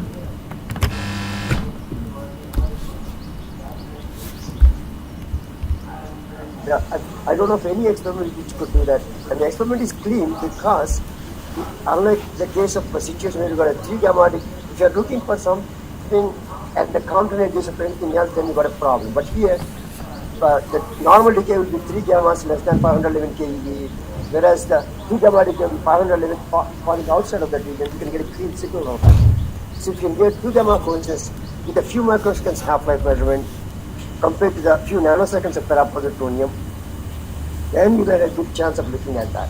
And once again, I congratulate you. You guys are doing some good job. And whatever it is, being able to match with the fundamental physics as well as application-oriented physics.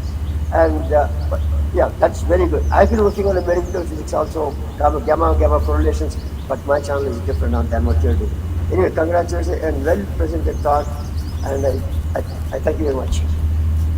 Thank you for this encouragement. Yes, this is a very, very good question and very interesting question. We are doing that with this system and with also another system of scintillators.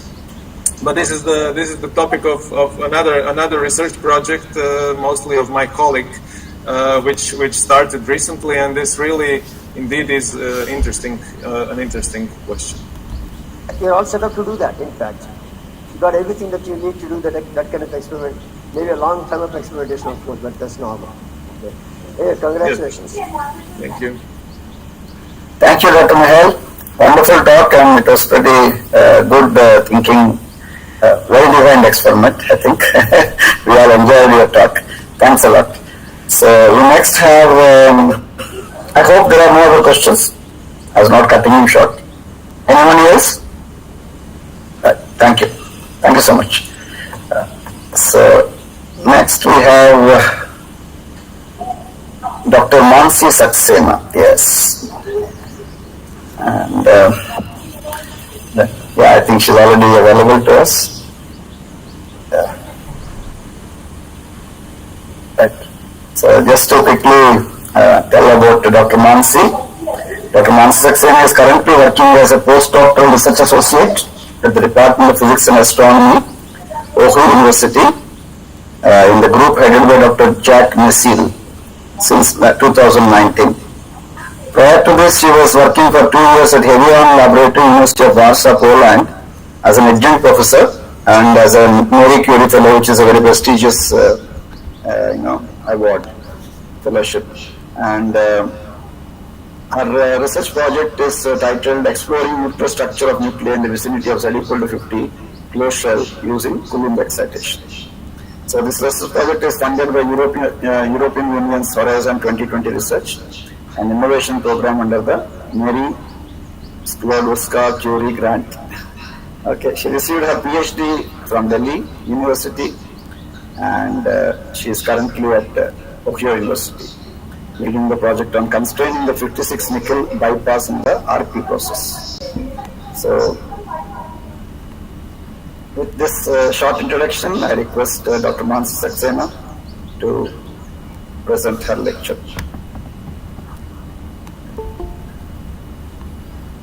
Yes, over to you. Yeah, we can see your screen. Make it to screen, please.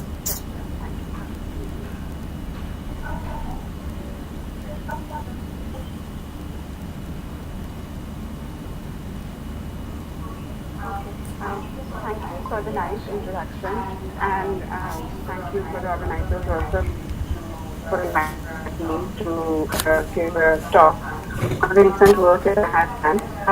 Since I'm aware that a lot of students are also attending this conference, so I have kept the talk in such a way that I hope at the end the students can also take away a bit from it.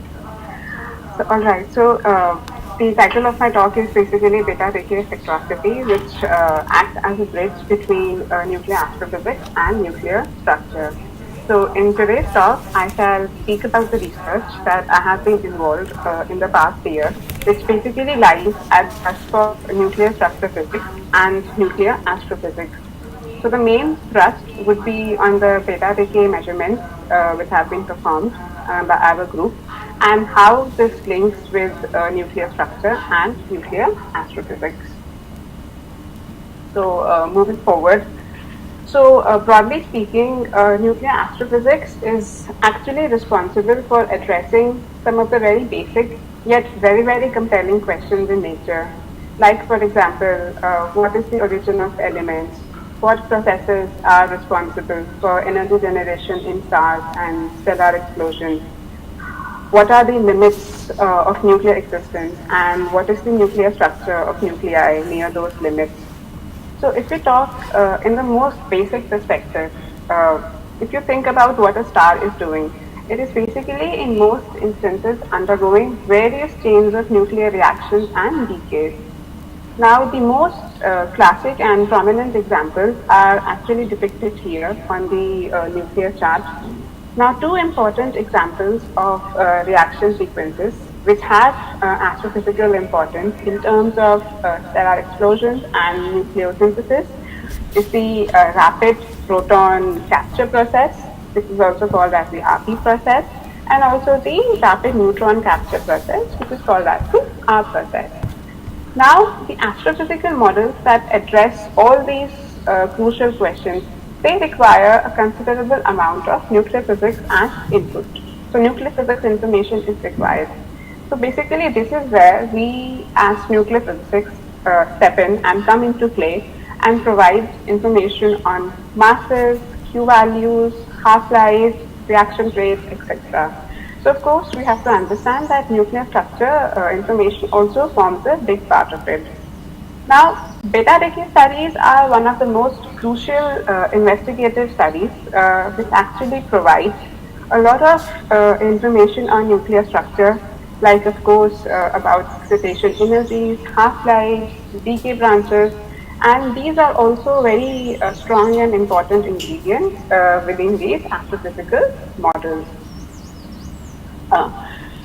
Coming back, in my talk today, I shall focus on nuclear reactions, which are important in exotic astrophysical environments like X-ray. So now, if you see the X-ray side, you can see that it is alive with activity. And if you could view this night sky with X-ray sensitive eyes, you would actually see a very turbulent sky filled with all kinds of X-ray emitting objects like the dying stars, quasars, etc. Now this is an animated video which was released by MIT. It's about 2 decades old, but it's still very interesting. It spans about 4 years and shows the ever-varying turbulent nature of the X-ray sky over these years. Now depicted here are X-ray emitting objects on the map of our entire sky. The most prominent ones which are here, they are basically X-ray binary systems. Now one such map here is Scorpius 1. It is the brightest X-ray source in our galaxy, and it was later identified as a accreting neutron star. Now the most earliest of the discoveries made in this direction were pioneered by Riccardo Gattoni and his research team way back in 1960s. And for his remarkable work, he also received the Nobel Prize in Physics in the year 2002 and is very aptly called as the father of X-ray astronomy. He was also instrumental in giving the very first model for a binary star system. So just to remind you, what does your accreting neutron star system look like? So we have a neutron star, which is in orbit with a radially massive companion star. Now the neutron star has about a solar mass, and it has a radius of about 10 to 15 kilometers. Now the stars in this binary system, they are close enough to actually permit mass.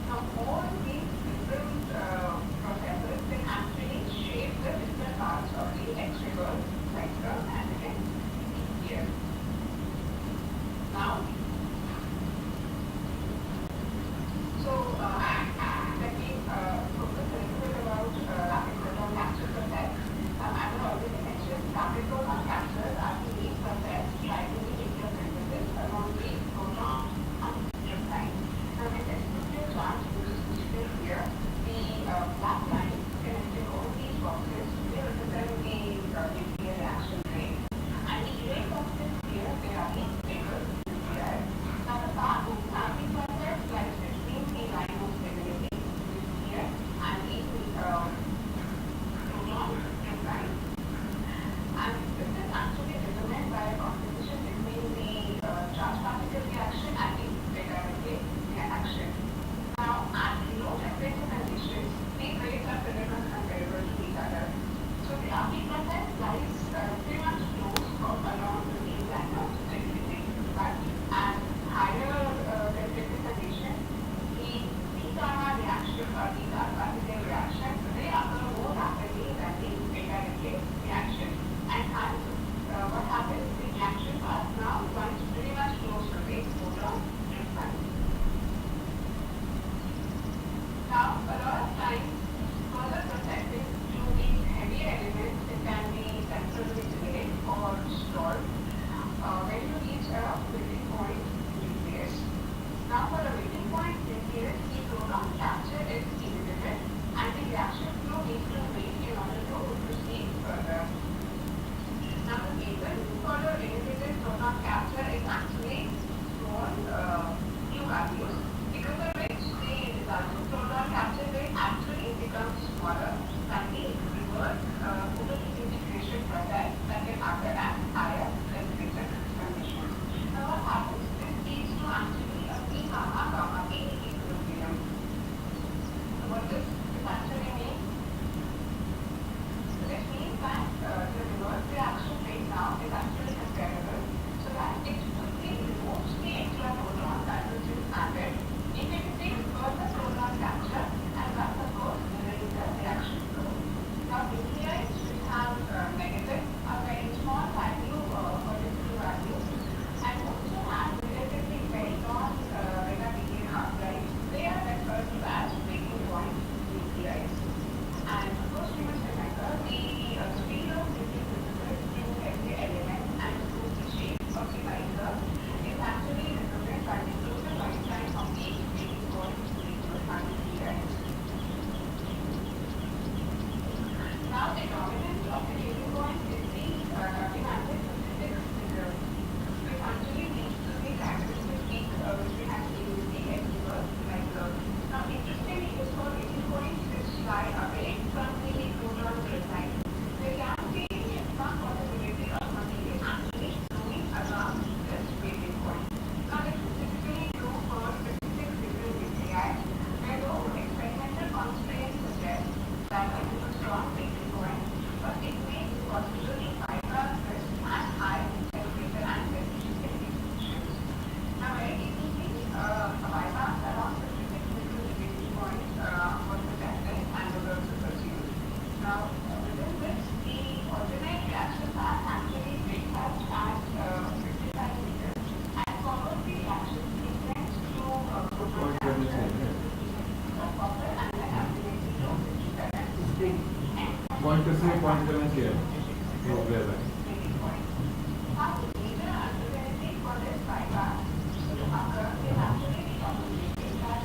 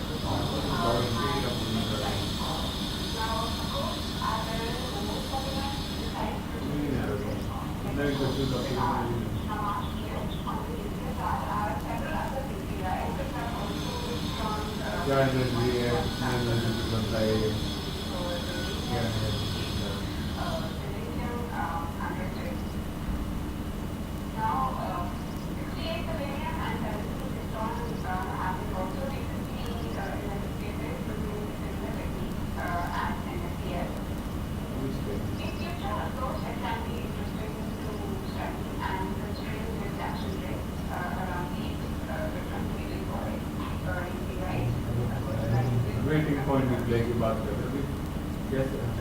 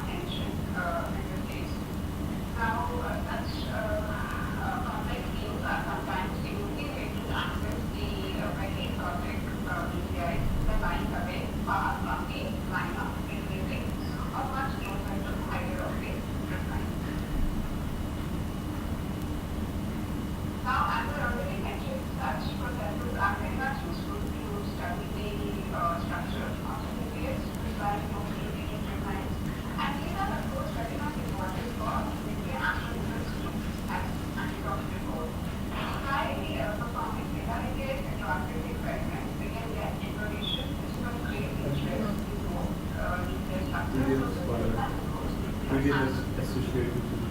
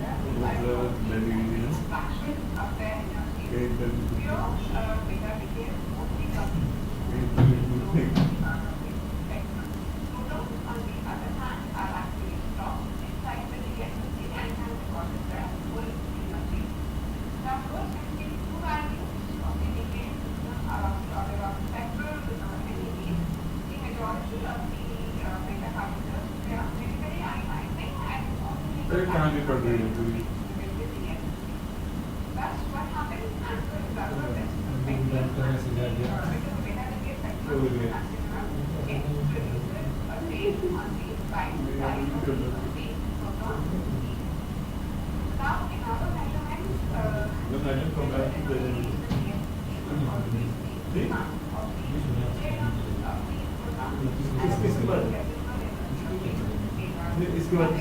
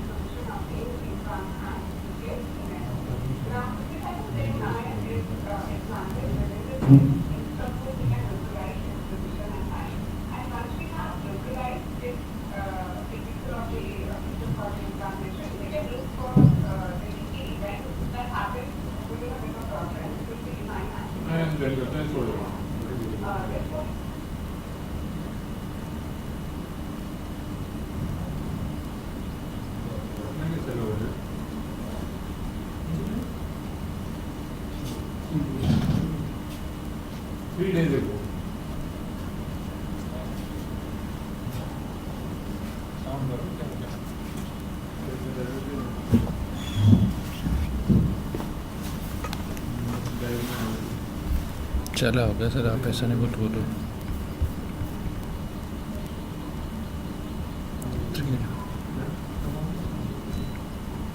नहीं online हूँ मैं, कैसे नहीं हूँ।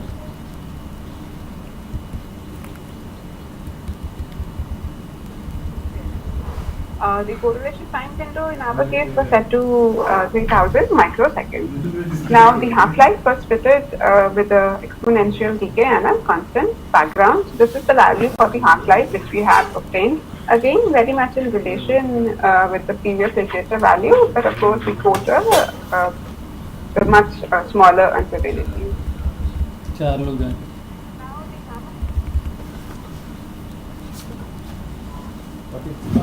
दे रहा है विश्वनाथ है 2 MSc certificate से क्लास सर्टिफिकेट से 4 लोग की तरह नहीं लेकिन बुरे हम कुछ नहीं दे रहे क्यों कोई भी होते हैं पर इस क्लास में रिकॉर्डिंग है ना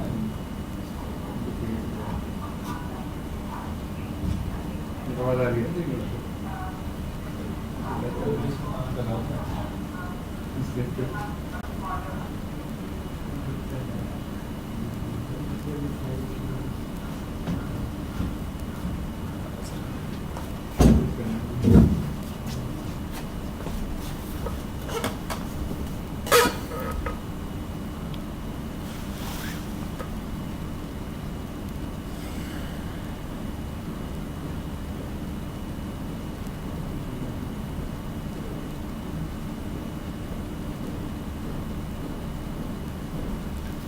सुनाता हूँ मैं ज़रा आपको।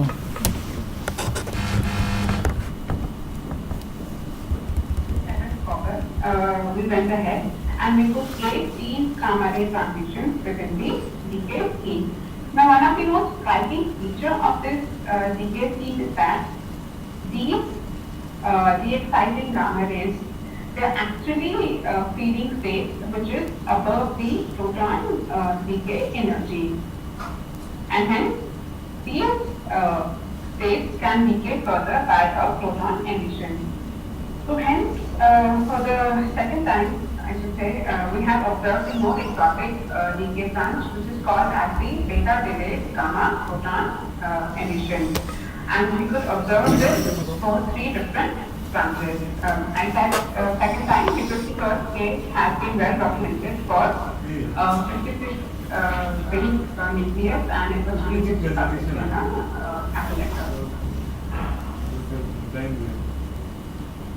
So we also performed large-scale shell model calculations. They were performed using the full FP shell model space using the EXPS and Hamiltonian. They were performed by Nadia Manova from France, who is also our collaborator. We calculated low energy spectrum in a mutual agreement with the experimental. So of course the level density is quite high, but that is expected. That's exotic nuclei. The 7.5 space at around 5.1 MeV was identified as the isobaric analog space, having the maximum beta density. Of course, we also had excellent agreement for the half-life. Finally, coming to the bigger picture, we have performed low calculations with a reaction network which was limited to n equal to 27 to 29 and v equal to 28 to 30. To of course, to investigate the consequence of the new nucleophysics input, that is the half-life branching ratio and the mass value for the 57 ring nuclei. So the idea would be to see the effect on the reaction flow around the 56 liter melting point, considering our new constraint on the nuclear physics uncertainty in this region. Now the flow of the bypass around 56 liter melting point was described as the amount of 57 copper isotopes which is not produced by the traditional route of photon capture on 56 liters.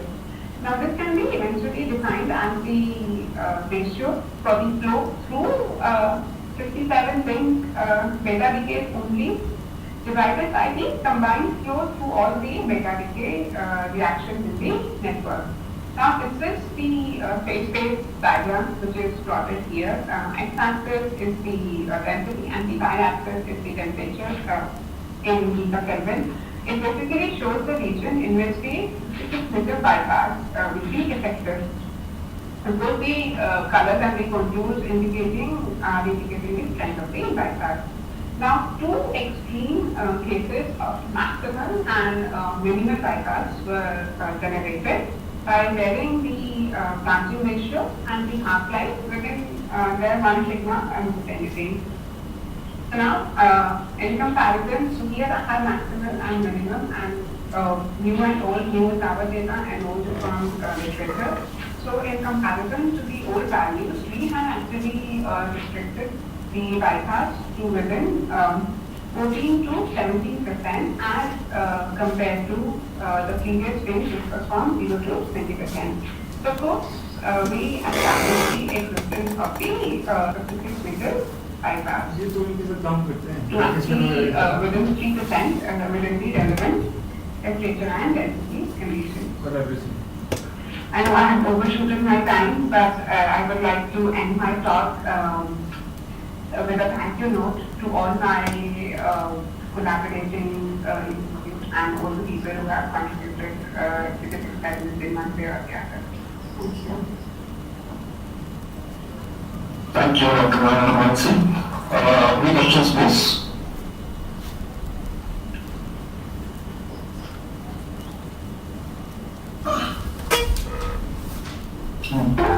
Yeah, Ajay. Madam, you can see the question on the screen.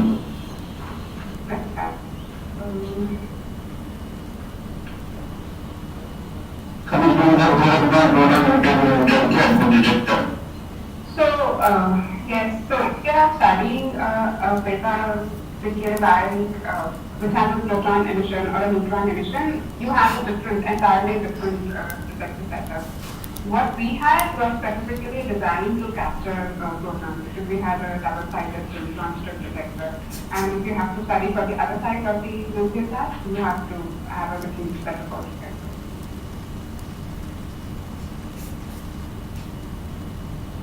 Any other questions? Thanks a lot for your talk. Moving down to all of our masters and also scholars, because you see in this kind of conferences we have a variety of audience. Because there are some people who are working in experiments, some are in theory, and different regions of the Fourier chart. So somebody working super heavy, somebody is working on some model.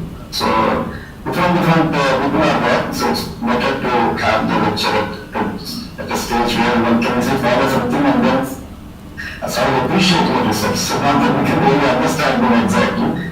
But that's I think, yeah, thanks so much.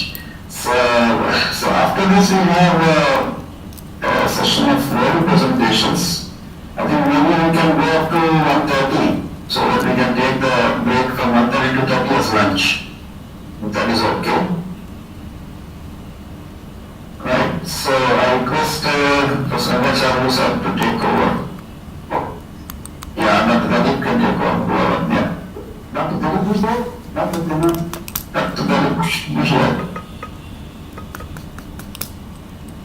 Okay, you can decide upon that now.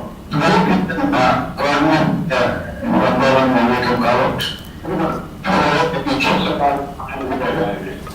Are you there? Yes, sir. Yeah. Yeah. Please put your you can share your screen.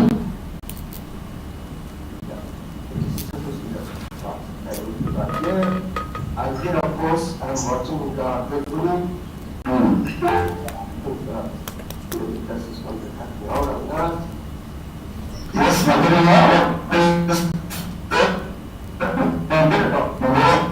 I'm assuming that the presenters know much issues. And so the first one is going to be Niranjan Das. Yes. And it's a 10-minute presentation all about 5 minutes of procedure. And I think Lent is monitoring, I believe. Lent, are you there?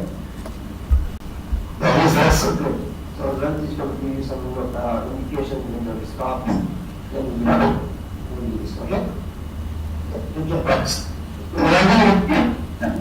My presentation is visible, sir? Yeah, we can see it.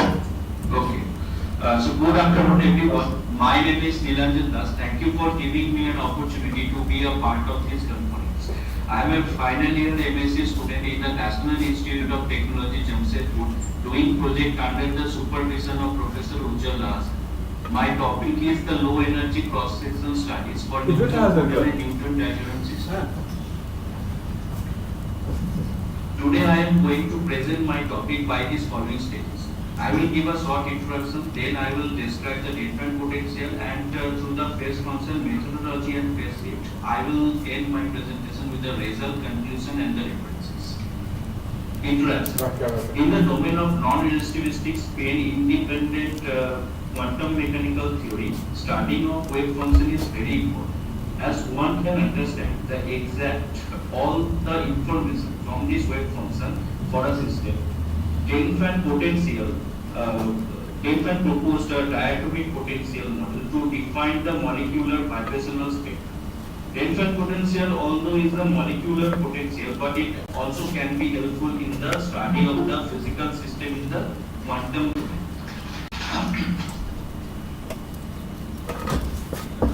As the potential satisfy the right boundary conditions at R equals to 0 and R equals to infinity. So we are using this potential in the nuclear for Newton proton and the Newton deuteron elastic scattering studies. And in these studies, we will calculate the phase shift and the scattering cross section up to the angular momentum value of L equals to 2. This is the generalized form of the Delphin potential. With the effective nuclear potential for two potential interactions where alpha is the inverse range parameter of A2 to the power -1 and the V1, V2 is the strength parameter of the Fm to the power -2. And this L into L plus 1 by 2 represents the centrifugal term. Now I am coming to the phase function method. Phase function method is such method that solves the first order Riccati equation called phase equation. This theory lies on the fact in the differential equation theory that certain homogeneous second order linear differential equation and can be converted into the non-linear equality type equation. This first order Riccati equation can be solved directly by Raja-Gupta-Ford method to obtain the phase shift. So equation 1 is the first order Riccati equation that we have solved by RK4 method to obtain the phase shift, where this J caret and the ethyl JL caret and the ethyl caret are the Riccati based Newman function. And for the different values of the L0, 1, the equation 1 gives this equation 2, 3 and 4, where K is the central mass momentum and it's equals to NE by H, where E is the center of mass. Now solving this equation for the different L with the proper parametric region to the adjustable parameter alpha V1 and V2, we have obtained the phase shift of Newton Coulomb and Newton diagonal system up to L equals to 2 given in the figure 1 and the figure 2. As we can see the figure 1 for LP nuclear scattering, we can see there are two L0 scale, that is 3s1 and 1s0, for what we will get very good match for the phase shift up to the lab energy 50 MeV. And two L1 state for 3P0 and 3P1 and L2 state 3D1 and 3D2 also produce the proper phase shift.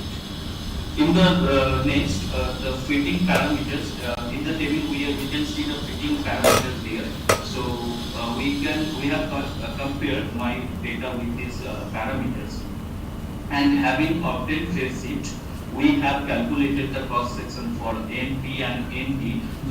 They have been represented in this figure 3 and the figure 4. NP scattering cross section in the figure 3 and ND scattering cross section in the figure 4. So what is our conclusion?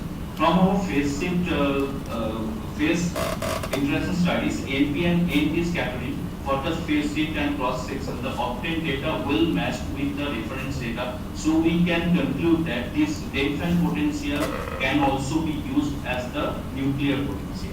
However, some difference in the numerical values of this phase shift and cross section can be expected, as nuclear potential for higher potential wave is mostly non-central, but we are taking only the central R dependent part.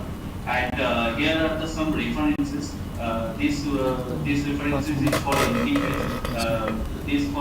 This reference for NP phase, and this is for ND phase, and this is for ND scattering cross section, and the last one is the ND scattering cross section. And thank you for giving me the attention in this round. Any question? Ask. Thank you, Martin. Any questions? Yeah, Anil, please go ahead. Very nice presentation. Thank you. My question is that what was the motivation behind? Yes, sir. Am I audible? So very nice presentation. So my question is just that what is the motivation behind taking the energy of 250 MeV? Are you taking it deliberately or? Okay, as when this range of data is well matched with the experimental data, that is the reason I have taken up to the 50 MeV, and we are taking for the only for central R dependent part. So that. You have not shown the potential for the these spaceships for the time potential. The potential probably have not shown. Yes, I have not seen as many, but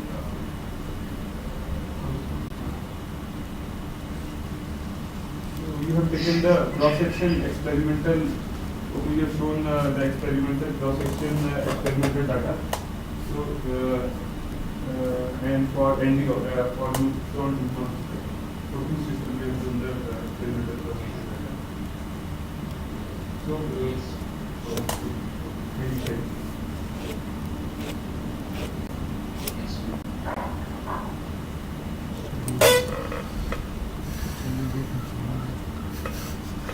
So there is another question from UC. Actually, you answer this. Anything else, sir? That's it. Can you hear me? Yeah, yes, exactly. You have shown the this step size. Why you have replaced this step size but this not same? Because I have run this program on the different type of step sizes, and this step size is not utilized in the experimental. So I have considered this because only I have done this one within the 2 months of my MSc. Course. So that's why I am But if you take same step size, then absolutely different. That is difficult for me to match with this experimental data for now stage. Definitely I will try to use the similar step size and I can better to fit for all of this. Okay, thank you. I think that should be enough. I think can we next we have Manisha Chakrabarti. Yes, sir. Yeah.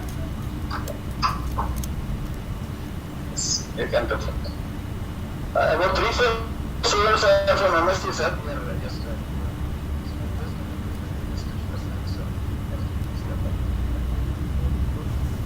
Thank you very much, Mr. Right. This much. Yeah. Can I get full screen? Yes, sir.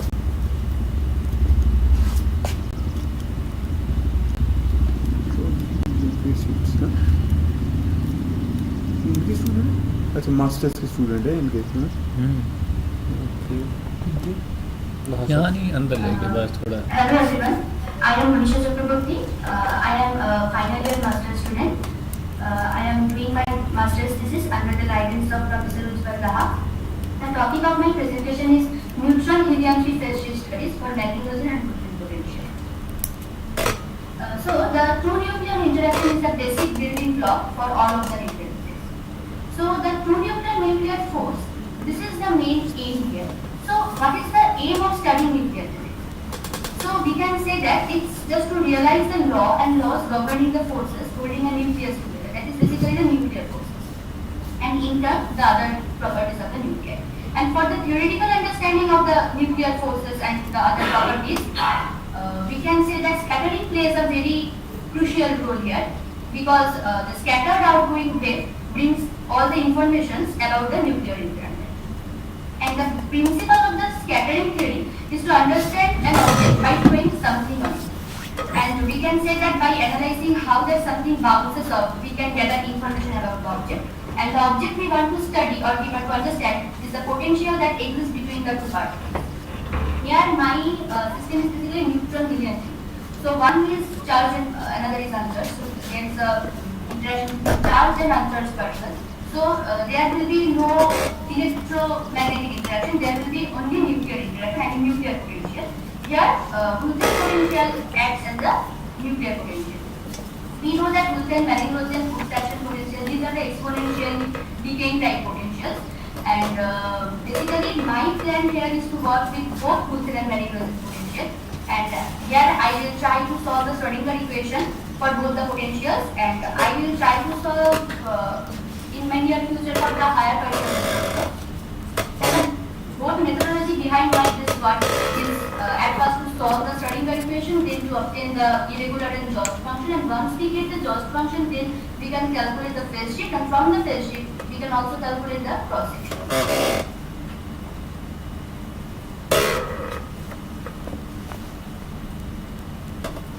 Now this is my main work. That is the methodology.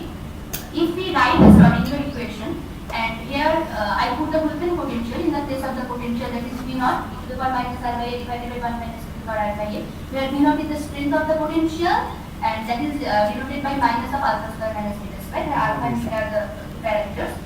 And I will try to compute it for higher partial wells in near future. That's why I have added the centrifugal period term here. So if now we put the trial solution phi L here as this term, x to the power L plus 1 into this whole term, and differentiating this twice with respect to R and putting this in the equation number 1, then we will get the Schrodinger equation in terms of R, like equation number this whole equation. Okay, now we will use some approximation and some substitution. This is 1 minus to the power minus R by A and Z. Then we can write the equation number 2 in terms of Z. Then we will get equation number 3. That is this equation. And if we look carefully at equation number 3, then we can say that this looks like the form of Gaussian hypergeometric equation, that is given by equation number 4. And we can say that if we compare equation number 3 and 4, we will get the values of A, B and C from here. So here I have calculated the values, and we know the solution of Gaussian hypergeometric equation is nothing but the Gaussian hypergeometric function 2f1. And if we apply this in our case of phi L here, then we will get the value of phi L here like this one. And if we put the values of A and B from this in this equation, we will finally get the final form of our regular solution, that is denoted by equation number 5. Now we know that there exists a relation between the regular and irregular solution, and that is connected by the Gauss function and the solution. Here phi L here can be written as 1 by 2it into conjugate of the Gauss function into the irregular part minus Gauss function into conjugate of the irregular part. If now we compare this known form with our obtained solution phi L here, then we will get the form of the irregular solution, that is denoted by this equation, and the remaining part is nothing but the Gauss solution. So we, in this process, we got the Gauss solution here. So one part of our part has been done, that is we got our Gauss solution for Fulton potential. Actually, what is Gauss function? Gauss function is an important critical tool in the field of physics. It is used in both bound and resonance state problems, and we can also use it in low energy scattering things. And once we get the solution, we will get the phase shift, and then we can extend our work. Okay. So this was our main aim, to find the solution. And now we will do the same thing on Hamilton potential. The form of Hamilton potential is this: VR equals to e to the power minus 2 into delta minus 1 divided by this minus this term. That is given by equation number 9.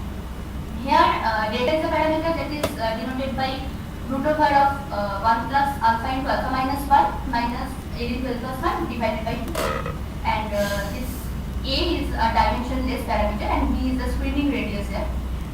And like the same thing we did for the Fulton potential, here we will also assume a trial solution like phi L here with this term, and putting the same thing in the same manner, we will get the solution of this, and we will get, after substituting R as Z, we will get this equation, and this equation also looks like a Gaussian hypergeometric equation, and the solution for Manning-Rosen potential looks like this. This is a regular solution, and comparing the same manner, we will again get the Gauss solution, the Gauss function for the Manning-Rosen potential also. So now we have Gauss function for both the potentials. So now what's our main part? That is, we know that the total phase shift is, once we get the Gauss function, then we will calculate the phase shift of the Gauss function. That is the imaginary part of the Gauss function divided by the real part of the Gauss function. And if we take minus of tan inverse of this, then we will get the total phase shift. And my part is to show this kind of phase shift. Let's see how it is. And before that, I will like to say that my system, here I have put the value of the reduced mass, and then the value of this parameter x squared by mu will come like this. And these are the parameters that fits well with the experimental data of Vivian et al. And where I have used for Fulton potential alpha and beta, these for both the states singlet and triplet, and these are for the Manning-Rosen potentials alpha, B and A, where B is the spinning radius, and this looks like this. These are the parameters. And after fitting, I got these two curves. This one is for the singlet state and this one is for the triplet state. Now here the straight line, this straight line is for Hultén potential, and the dotted curve is for Mac-Rosen potential, and this dots basically represents the experimental data. So for the single state, if we carefully look at this, then we will see that up to 2 MeV, the both Hultén and Mac-Rosen potential almost matches with the experimental data, but energy higher than that, we see some discrepancies up to 6 or 7%, I can say. So this is some deviation at the higher level. But in the treated state, we can see that both Hultén and Mac-Rosen potential matches with the experimental data throughout the energy range. And if we see in treated state, we will see that Hultén potential matches better than the Mac-Rosen potential. So this is the thing I have already discussed. And here I have just computed this for the S wave only. In near future, I will try to compute it for the higher partial waves, that is for T waves and all. And once I get it for the higher partial waves, then I will try to solve the cross sections regarding to that. And my work is this up to this. And at the conclusion, I can say that in view of small discrepancies between the results of this phase shift analysis and our calculation, we desire to explore to what extent our model calculations will be to yield realistic cross-section data for our future work. And we also remark that a probable reason for these discrepancies in phase parameters that we have already seen is attributed to spin orbit force due to nuclear magnetic moment that plays a significant role in the difference. Thank you. Any questions? Go ahead. Thank you, Manisha, for such a nice presentation. For the Hultén potential and for Mac-Rosen potential, the solutions are same or they are different? Can you please show me that slide where you have shown the solutions for two different potentials?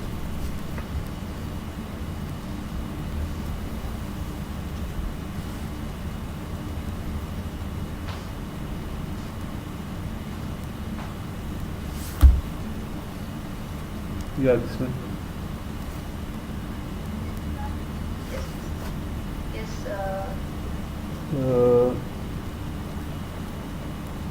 No. Yes, this is equation number 5. This is the solution for the Hultén potential.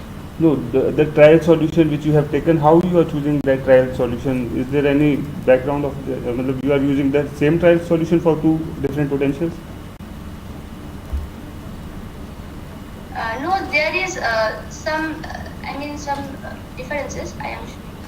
This is the trial solution for the Mac-Rosen potential, that is e to the power delta 1 minus e to the power minus r by v whole to the power delta e to the power I k r GLKR. Okay. And for Hultén potential, I have put like this. This is A to the power L plus 1. Here A is the spinning radius for the Hultén potential, and for Mac-Rosen potential, this B is the spinning radius. So this part is same. Here I have put delta. In that case, it was only L, but in Mac-Rosen potential, this delta is the parameter which is denoted by alpha into alpha minus 1 minus L into L plus 1 by root over divided by 2. And we can say that for if L equals to 0, then delta is almost equals to alpha. So we can say there is this is the only difference here. Okay. Thank you. Thank you. Thank you.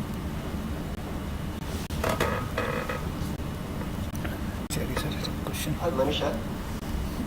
I've got one quick question for you. If you show the graph which you energy dependence of these species which you calculated, that for the two different potentials which you have used, by the first one I should say you made a good presentation. Okay, as you can see, this one or the next one, the curvature and the one more, at the right hand one, and when you see that the curvature of these two potentials are different. And so I'm wondering, do you have any plans to go for higher energies to see how far apart they're going to be there? Because it's not simply that they're slightly different at this part, is it their fundamental behavior seems to be different? Do you think so? Sir, can you please repeat that? What I'm saying is that the curvature of the two graphs that you curves which are showing seems to be different. It looks like the one which got attached to the value. The dotted one seems to be raising a high uprising curvature at the higher energies compared to the other one in fact. So do you expect a large departure of these two predictions as you go to higher energies, or do you have any plans to test that in your calculation? That's what I'm asking. Actually, sir, here this is the curve for SVM only. Then my plan is to calculate for the higher partial rays. Then I will see the same thing happens or not. If the same problem arises, then I will redo my calculation and see. But I have checked it. I didn't found anything. But I will take care of this. Till which energy you should calculate actually for N3 helium? Yes, sir. What is the energy till which you should calculate these phase shifts for N3 helium? What is the elastic region? Up to 6. Up to 6. It's more than that. Up to about 8 or 9 MeV, I think you can go. But then whether you can only up to 3 MeV. When you give higher energies, we will know whether your system is working correctly or not. Then it will start showing more. Now you are saying it is 6 to 7 degrees. So when you go 6 MeV or 8 MeV, then you will see that it becomes even more. You get the point? So, when you are doing the calculations, you have to show for the whole energy range which is actually applicable. Not only to the energy range which is giving the satisfactory answer. Okay. Yeah. Right. Yeah. Next we have ion bundle. Hello. Yeah. We are audible. Please make your presentation. Hello. Manisha has to stop her presentation. Lalit, you can just close our presentation. Yeah.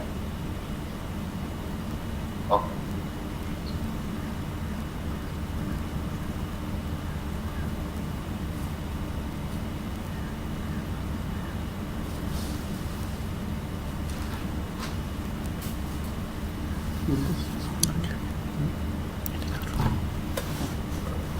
Hello, sir. Am I audible? Yes, sir. Yes, you can hear Yes, you are audible. can see you also. Okay. Okay, sir. So, hello all. Good afternoon. I am Oil Mondol, final year MSc student at NIT Jamshedpur, and I am doing my master's thesis project work under Professor Ujjwal Laha. And my topic is low energy scattering cross-section study in proton carbon system by using Fulton plus Yamaguchi potential. So here we are going to study the proton carbon system. Here we are going to study the proton carbon system. Our realization of the physical phenomena in the microscopic world that mostly based on the quantum scattering. So the charge hadron scattering actually involves two kinds of potential. One is electromagnetic potential and another one is nuclear potential. So generally people take long range Coulomb potential as electromagnetic potential and short range local potential as nuclear potential. But here we are using Fulton potential for electromagnetic one and Yamaguchi potential to considering as nuclear potential. Because the long range Coulomb potential actually is ill-behaved, because in long range Coulomb potential any particle cannot behave as a free particle at any time. So mainly Fulton potential is a free Coulomb potential. So we are using Fulton potential as the electromagnetic one. So now coming to Yamaguchi potential. Now what is Yamaguchi potential? It's actually a separable non-local potential. For Coulomb plus short range nuclear potential or short range local potential, the Schrodinger equation actually does not admit any exact analytical solution. So we are replacing the local potential by the non-local potential, and we are using here separable potential just for our mathematical use.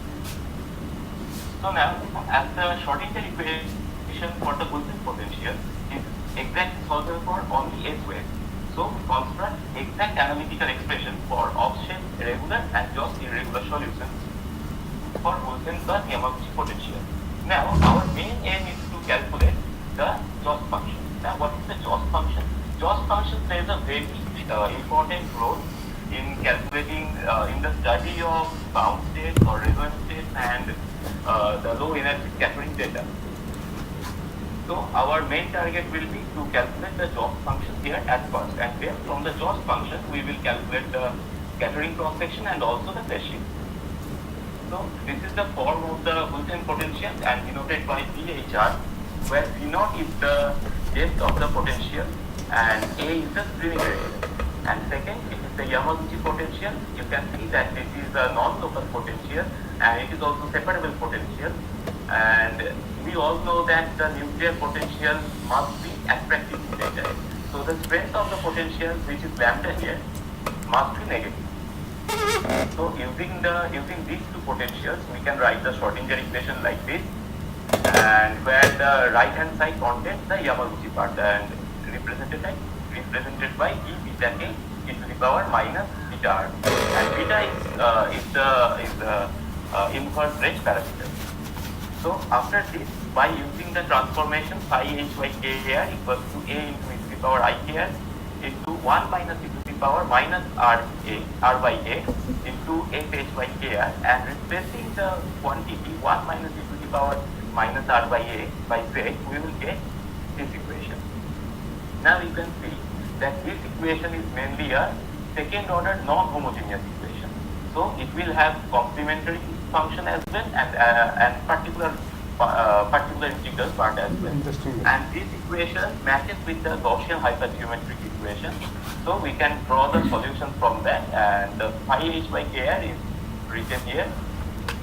So this is the solution, and also in the complementary function we will get two unknown constants.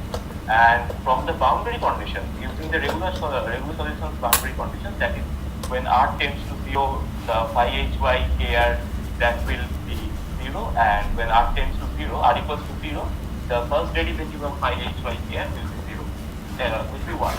So using these two boundary conditions, we can write the solution like phi h by k r. Now, our main aim was to calculate the Jost function, the offset Jost function. So this is calculated by this formula. This is calculated by this formula where you have to take the function here and write this. So this is the Jost function we are calculating, and it was our main. And this from this we will calculate the transition matrix. Now transition matrix is mainly the scattering amplitude. So it is represented by this and represented by this one. So we know that the scattering section depends on the scattering amplitude, that is of tan inverse of imaginary part of the transition matrix divided by the real part of transition. And also the intrinsic scattering cross section depends on the mod of the amplitude square. So that is represented by this formula. So these are the scattering sections from proton carbon system we are getting. We have raised the energy from 0.44 to 0.94, and in the second column, this is our present one. That's what I have done till now, and the the third column, there is the phase shift from the reference data, and it almost matches the reference data, though there is some slight difference. And this is the plot of gamma radiation intrinsic scattering cross section corresponding to the energy gap 4.4 mV. So the blue line has been drawn, and this theoretical part has been done by us, and it shows our current work, and the red dots are the data of the Washington experiment. And we can see that it almost matches with our part, but here we are considering on the experiment, not the all partial way. In experimental point of view, everyone has to take the all partial way. So there is some slight variation at the end. So here now we have studied proton carbon system using potential, and they derive the Jost function of the Jost function, and from that we have derived the half of the transition matrix, and from that we have calculated the scattering and potential. So system कौन सा चल रहा है इसका? Local पर चल रहा है? all partial way. ईट वाले कार्बन है ई वाला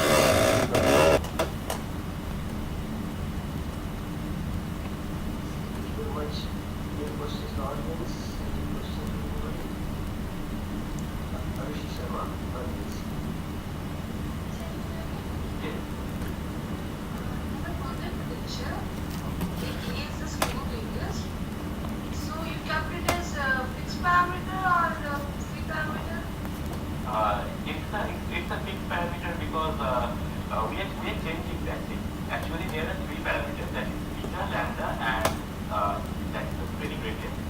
So we are changing that and finding a perfect set for which our experimental data or the characteristic data. Okay. And this question is why people carbon reduction you have taken? Actually, we can do that many. It's like alpha carbon, like proton, but this is the word that we are assigned to study the proton carbon. We will go for another system as well. Okay. We next have Nitish Sahu.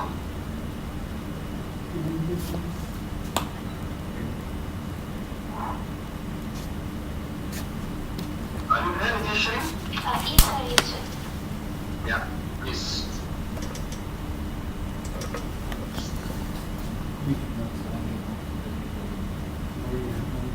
You can share your screen.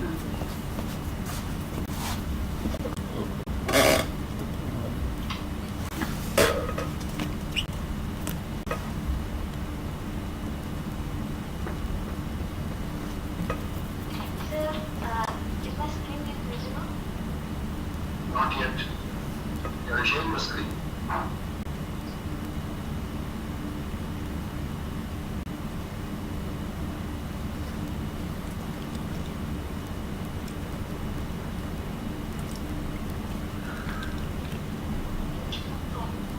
Okay, no problem.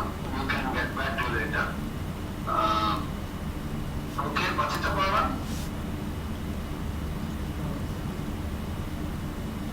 Pachita Pawan?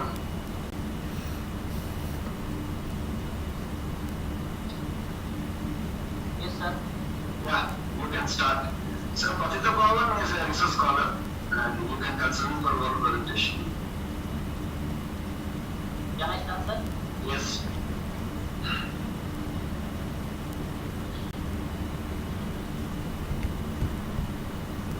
You figure out Shri. Sir, is my screen visible to all of you? It's getting visible now. Okay. Yeah. Show your screen. Yes, full screen. Right. Yeah. Now I can start. Good afternoon, everybody. I am Dr. Pawan Sahu, research scholar in the Department of Physics and Chemistry, working under the supervision of Professor Rudolf Nasta. My topic of presentation is the case of neutron reduction with modified posture test number. So now let us begin some introduction.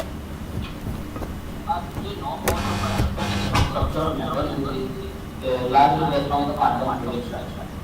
So here we consider the modified procedural potential of the systems. As the procedural potential is well recognized from its capacity to explain the vibrational excitation and directly molecular structure. First time we have parameterized the potential for the nuclear system by exploiting the variable phase approach for the phase function method to the potential set. So what happens in a scattering experiment when an incident particle or a beam of particle with known characteristics incident upon a target particle interact with it and become scattered into a modified field.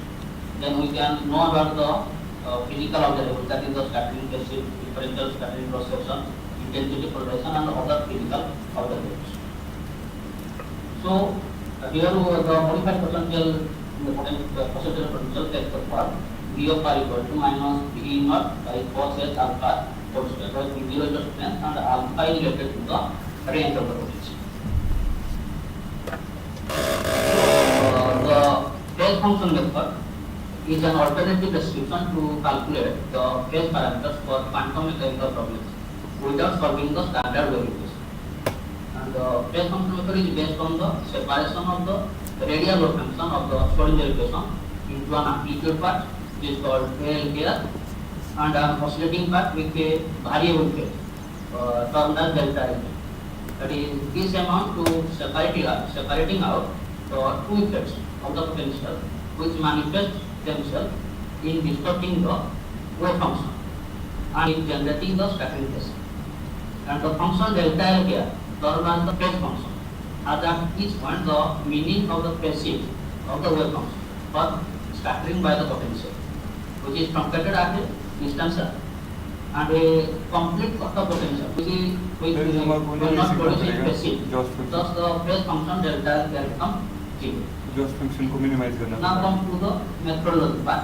Here for a local potential delta L here satisfies the first order nonlinear differential equation written as delta L prime here equal to minus k2 per minus 1 the reflection potential and the combination of the Riccati Bessel function J here and delta L. And for all partial wave, that is for S wave, P wave and D wave, which are calculated the phase equation, that is for S wave delta 0 prime here and P wave delta 1 prime here, and for D wave we have calculated delta 2 prime here. And by exploiting these phase equations, we have calculated the scattering phase. And here the quantity K is the center of mass movement. And the scattering phase shift delta L KR is obtained by solving the phase equation from the origin to the asymptotic division with the initial condition delta L K0 was when 0. That is when I equal 0, we calculate delta L. So during the solution of the phase equation delta L KR, each of source by the potential as one moves away from to its asymptotic value as soon as one moves out of the range of the potential. Then taking the limit r tends to 0 of the delta L KR, we can complete. Also we can calculate the amplitude function KL KR having the knowledge of the phase function delta L. The result discussion part, we have computed the scattering phase shift for neutron helium system by taking these parameters for different states. And looking at figure 1, it shows that our phase parameters are in excellent agreement with the experimental data of the standard data of VP and EFF. And exploiting the phase parameter, we have calculated the total scattering process. And we have compared with the standard. That is for 0.5 to 6 dB, we have computed the total cross-section, and we achieved are in good agreement with the experimental data. Also, we have plotted the potentials for the different states of the neutron helium system. And thank you very much.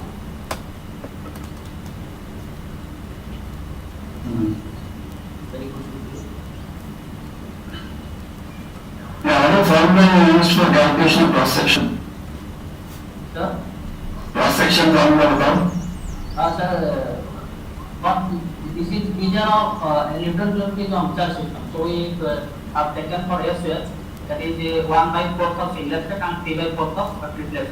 And for P wave, we have taken that 1/10 part, that is just 10 part. What here we have considered only P1 state. So P1 or negative P0? Sorry.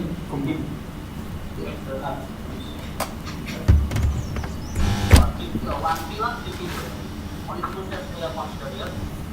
So what is the contribution of each? By taking there 1/2, but we have considered 1/10 part. 1/10 for each. For each, sir. Okay. And which state you have taken? Sir? Which state you have considered? We have considered, sir, all of these steps for calculating the scattering cross-section, total scattering cross-section. Okay. Then which one is my question? Sahuji, Yes, sir. My question to you is that you are solving Schrodinger equation and calculating the space simply. Even then, you are setting the parameters. What is the predictability of your method? I mean, if suppose I don't have any experimental data and I want to predict something with reference to the method you have worked, what is the predictability of your method or model?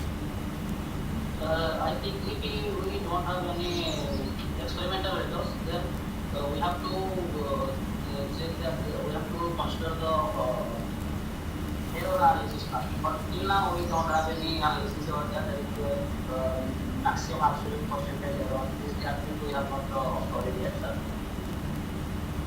Yeah, but in this method, for example, so what are they saying is, like, let us say we have aluminum. Okay. You already have the aluminum problem solved. Okay. There you have experimental data available. Okay. Now, based on your methodology, can you, try to predict what it should be for a similar system like N3, which is good for straight? So using phase functional method, I think we are not capable to do this thing, but using just functional technique, which I am doing currently now, we can take these parameters by taking the bound state energy of that system. Because the zero of the functional complex gives the bound state. So we can calculate this phase parameters by taking the binding energy of that system. Okay, right. Thank you. Also, I think, Sir, I would like to share something, sir. Sir, like we did for neutron, we fitted the energy firstly, and then we obtained the phase shift for 3s1 state for neutron-proton scattering. So it is similar to the thing which Sahu sir is saying, that firstly we have to obtain the binding energy, and then after we using those parameters we can see how whether the parameters can obtain the phase shift or not. Yeah, but the problem with that we already know, right? See, the problem with your binding energy, simple binding energy, then how many parameters in the potential that you are considering? At least 2 to 3 parameters. So adding 2 to 3 parameters, and we have only one single binding energy to fill it. There are many solutions, multiple solutions. How exactly are we going to really predict that? Okay. So including is not such a simple system, unlike atomic systems where you have many energies. Okay, maybe I think we have one more before we go for lunch. We will have Vishwanath Swain. Vishwanath Swain, are you there? Yeah, please.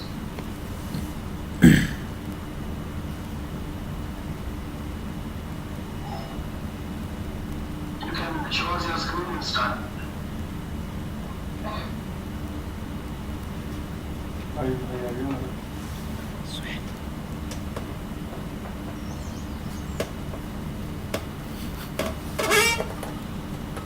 Vishwanath is MSc student or a research degree student?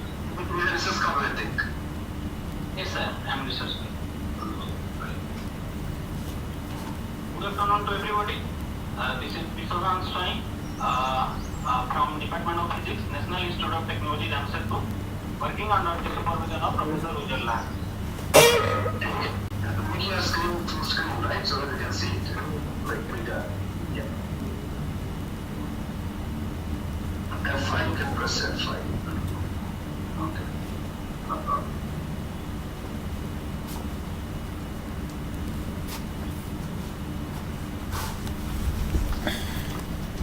My topic is charge hadron scattering using Feynman potential.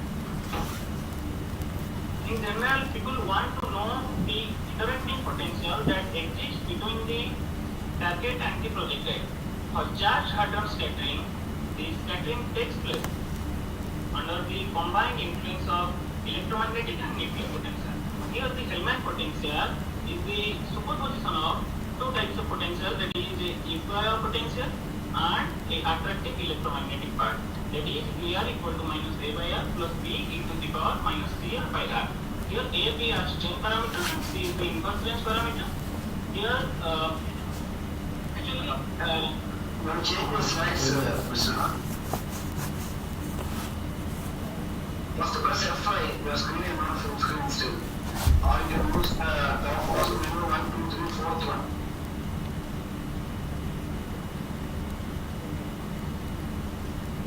Go to full screen mode. From beginning, in the extreme left side. Okay.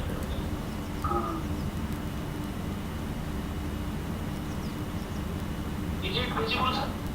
It's visible, but it's not in full screen mode.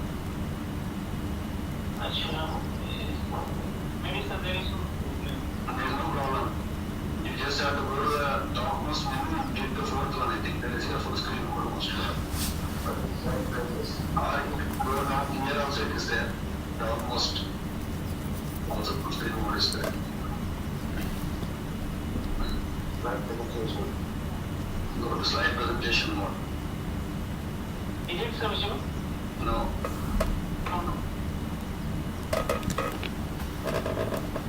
There will no start in the current slide. Can you press F5?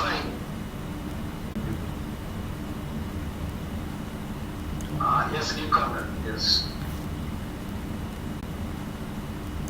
Yes, click on it. Yes. It's right.